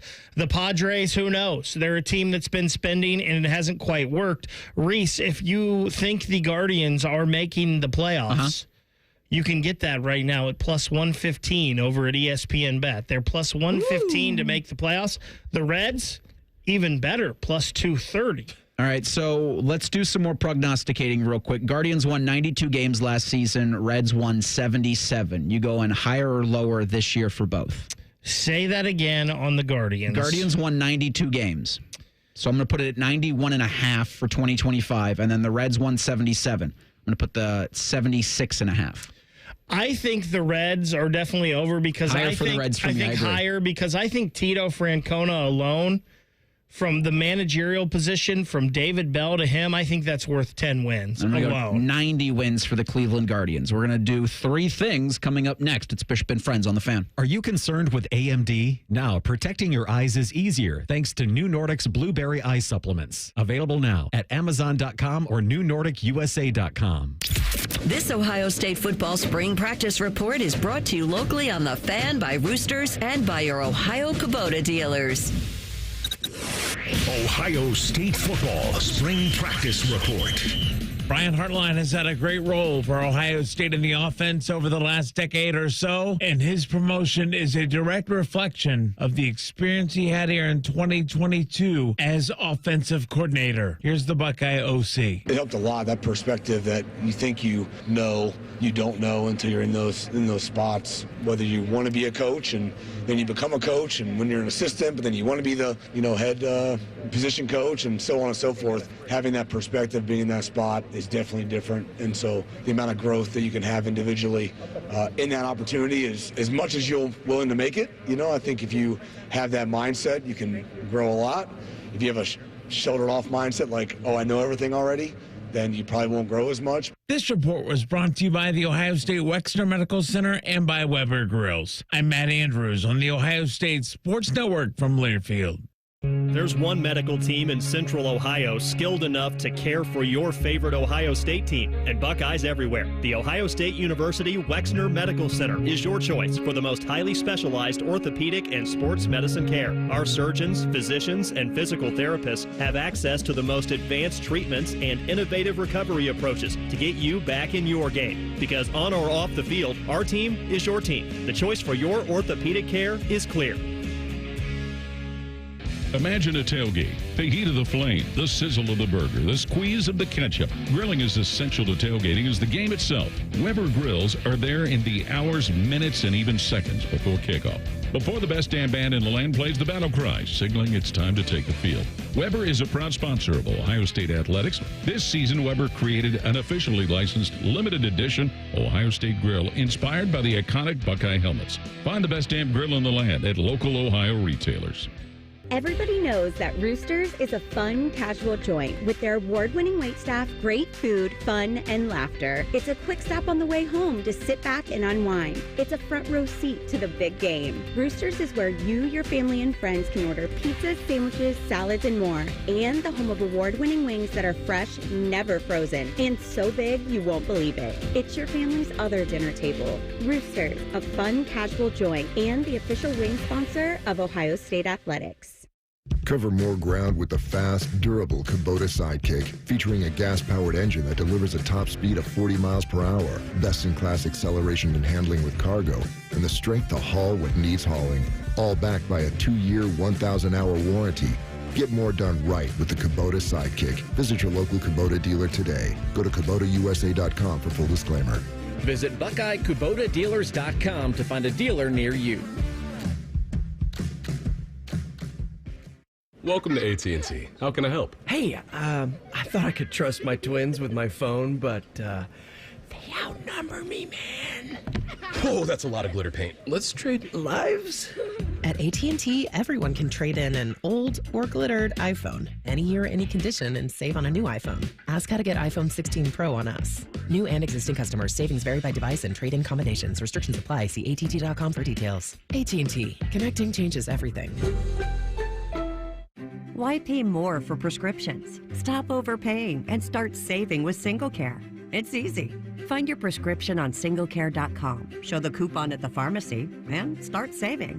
SingleCare works at pharmacies nationwide and is completely free to use, whether you have insurance or not. So the next time you fill a prescription, check SingleCare to make sure you're getting the best price. Take control of your prescription costs. Go to singlecare.com or download the free app today. Bishop and Friends is sponsored by Diamond Seller, your true jeweler for over 75 years. The Fan, Ohio sports destination. The friends are the guests and listeners. Reeser and Baker just work here. Back to work. Back to work. Everybody, work, work, work, work, work, work. You're listening to Bishop and Friends. Yes, you are. Reds on the radio today at 4:10 against the San Francisco Giants. Game 1 of 162. Ellie De La Cruz says he hopes to play in all of them. Obviously, 22 years old. He should be able to do that. We do have the college basketball, the NCAA tournament, I should say, continuing tonight with the Sweet 16. That brings us to today's daily fan poll, sponsored by Caster Connection. In the NCAA tournament Sweet 16 tonight, which team is most likely to be upset? Your 4 options are Alabama, Duke, or Florida, or Texas Tech. 56% of you think Arkansas is going to upset Texas Tech, which is a technical upset. But I think in the first round we had 7 technical upsets, 4 technical upsets. But I don't think anybody was too surprised Arkansas over Kansas or Creighton over Louisville. So with Cinderella not being as prevalent in this tournament, yes, Arkansas is technically going to upset Texas Tech. I think that happens anyway. I'll tell you what, that Alabama-BYU game, if you like offensive basketball, tune into that, because I don't think there's going to be a lot of defense played. I think hit the over on that game. So that's the first game of the evening. I think a semifinal in the East region, 7:09 on CBS. So our friends over at 10 TV are going to have to bump Jeopardy. So please don't call and complain about that. It's not their choice. But you've got the Cougars and the Crimson Tide. And I had asked Paul Feinbaum about the ripple effect of John Calipari and Kentucky's divorce.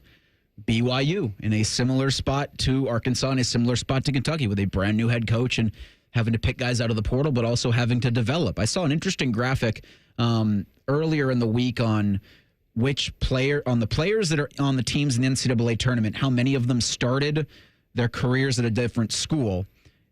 And Purdue and Michigan State. Purdue had all of them. Mm-hmm. All their starting five started at Purdue, currently at Purdue. Michigan State had most of their guys. I think it was all but one. Yeah, and everywhere else was just littered. Like I even saw the Ohio Bobcat logo because Alabama and Mark Sears. I think Tennessee had 3 returning. The Ohio State logo was right there. I'll see if I can find that and post that at 971 BFS. We've got BYU, Alabama, and then at 7:30 in the West region, Maryland, Florida. That'll be in San Francisco. At 9:39, Arizona and Duke in New Jersey. And then the nightcap out west, Arkansas, Texas Tech, Chase Center in San Francisco. So, yeah, Duke's getting the least amount of respondents here. I don't see a chance Arizona has against the Blue Devils. There's always a chance, but I'm wrong. But I've been wrong before. But if I'm right, you'll have heard it here first. 1, 2, 1, 2, 3 things. Dan Hurley. It's really simple, bud. I'm sorry. He was speaking yesterday, and the UConn media did a post-mortem and reflecting on his rant when they were dismissed by Florida on Sunday and then getting caught in the tunnel saying, I hope the refs don't bleep you, Baylor, like they bleeped us. And Hurley, I'll just read his comments, quote, those are 3 great officials on that game. So although I said something in the heat of the moment, in an arena of the arena that I'm in, pretty much every game I've ever coached in college has been media free. Past the tunnel, by the locker room, in the hallway where the coaches go, that's for combatants. That's for the competitors. That's not for camera phones. Just relative to that, those were 3 great refs, and Florida earned it. But you can't be blaming the reporter for this, for those comments. Just, I'm sorry, goes such a long way than, well, he shouldn't have been here in the first place. Well, that's not helpful. I'm sorry, again, goes such a long way, and that's for everybody. My first thing, it's so crazy how leaving your home in the morning, just a few minutes later, 5 to 10 minutes earlier or later, can change your whole drive to work. Now, coming in, I usually like to get here about 7 o'clock. So, and I don't live far. So when you leave at 6:45 in the morning, the traffic isn't that bad. But I was running a little behind today, and I did not leave my house till 7 o'clock. It was amazing, the difference in the amount of traffic, how less in those 10 minutes there were. Like, people have to get to work at 7, so they're leaving. There's more people on the road then. But, like, next thing would be maybe you got to be to work at 7:30. Just leaving 10 minutes later, the traffic was so much less. I couldn't believe it, and traffic is not usually bad. It's just funny how different times you leave to go to work in the morning can totally change your drive, even though it's not that big amount of time. I don't understand how people my age have dogs. So I'm 26, I'm single, and my parents are out of town, and they're down in Puerto Rico having a nice little vacation for themselves. And so I'm dog sitting. My sister is home from college for spring break, so she's helping me out. And so we're communicating back and forth. And it is a little bit different because our dog is older now. He's 13 and a half, and he's got some old man habits where we kind of have to like predict his bathroom breaks before he even realizes that he has to go. And so he can't hold it as long. So we need like bodies in the house. It was easy growing up when we had 6 people in the house. I don't understand how people my age with jobs who are single, how do you have dogs? Because like we need bodies in the house to be able to take care of them. It's something that you don't really consider when you're a kid, but you know, you start taking bodies out of the house and all of a sudden you don't have as many reinforcements. And I get it. No one's crying for me because everybody has dogs, but something I'm realizing. No, it is a good question. Like when you either adopt or however you want to bring a canine companion or even a feline companion into your lives, you need to first spend a lot of time thinking about just how different that will make all of your days. Speaking from experience? Yeah, it's such a difference that, you know, I think with the proper preparation, I would have been a better puppy owner. Because when I adopted Odie, everything changed from jump. And it's been wonderful, and I don't regret the experience, and he's a part of my life, and I couldn't imagine it without him. But yeah, I wasn't prepared, and I was in my late 20s. It's such a change. Everything changes. And so I would agree with you, and I guess that'll make that my first thing. Just think long and hard and really talk to as many people as you can at any age, really, about getting a dog. It's worth it, in my opinion, but you've just got to be prepared, because even when you are as prepared as possible, I don't necessarily know if you're going to be completely prepared. But you'd be better than just, a dog seems fun. Cole, just think if you had kids, how difficult that would be. Well, I would have a partner with that, so that would be helpful. There's maternity leave involved with that. My second thing, this from Jackets insider Jeff Svoboda. It does look like Cole Sillinger goes back into the lineup tomorrow. No Jake Christensen, though. The Jackets, it looks like, going to keep the same 6 defensemen they had in their last game against New York. The top 2 lines don't change for the CBJ. Sillinger jumps in on the wing with Danforth and Olivier. JVR comes out as Zach Aston Reese gets bumped down to the 4th line with Corrali and Luke Kunin. Paul Skeens is taking the mound today, and I can't wait. He is like the only hope that we have in Pittsburgh. I just need him to stay healthy. I know that everybody's getting Tommy John surgery all the time. The Pirates are playing the Marlins, who are starting Sandy Alcantara, who's a really good pitcher and missed all of last season with Tommy John.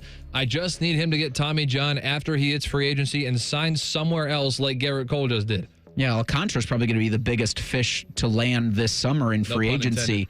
The Yankees injured list reads like a CVS receipt. All that money, and boy, you can't keep anybody healthy there. I feel so bad for him. Final thing for me, LeBron Stephen A doesn't need to happen. No, nobody's asking for this. I'm not giving any more attention to this because I know it's exactly what they want. But we need to stop this. Stop it now. Stop. Since it is opening day, a little betting futures for your Reds and Guardians. The Reds season, this is at ESPN Bet, the ESPN Bet Sportsbook. Over/under wins for the Reds, 79.5. It's -110 either way. The Guardians, 82.5. It's +105 over, -130. Under. If we go to the futures in the World Series, the Guardians 25-1, the Reds 60-1, the Dodgers, the biggest World Series favorites since 2002, +275. Next is the Braves at +800. Rothman and Ice is next. Ice is wearing his Reds hat. He is ready to go. And we are back tomorrow, breaking everything from today and this past week down. Bishop and Friends tomorrow, 9 a.m. on The Fan. If you haven't thought about Buckeye football today, I'm sorry to tell you that you're dead. Our condolences. Your home of the Buckeyes, The Fan.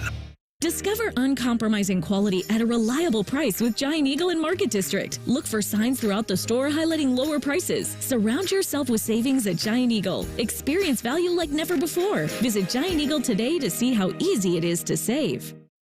1-800-GOT-JUNK makes space for possibilities. When our clean, shiny truck arrives, it's the sign of a new beginning, a clean start, a breath of fresh air. All the animals start giggling, a rainbow appears, and music fills the air. Your best friend calls with happy news. Every table has fresh flowers on it, and your nights are full of candlelight.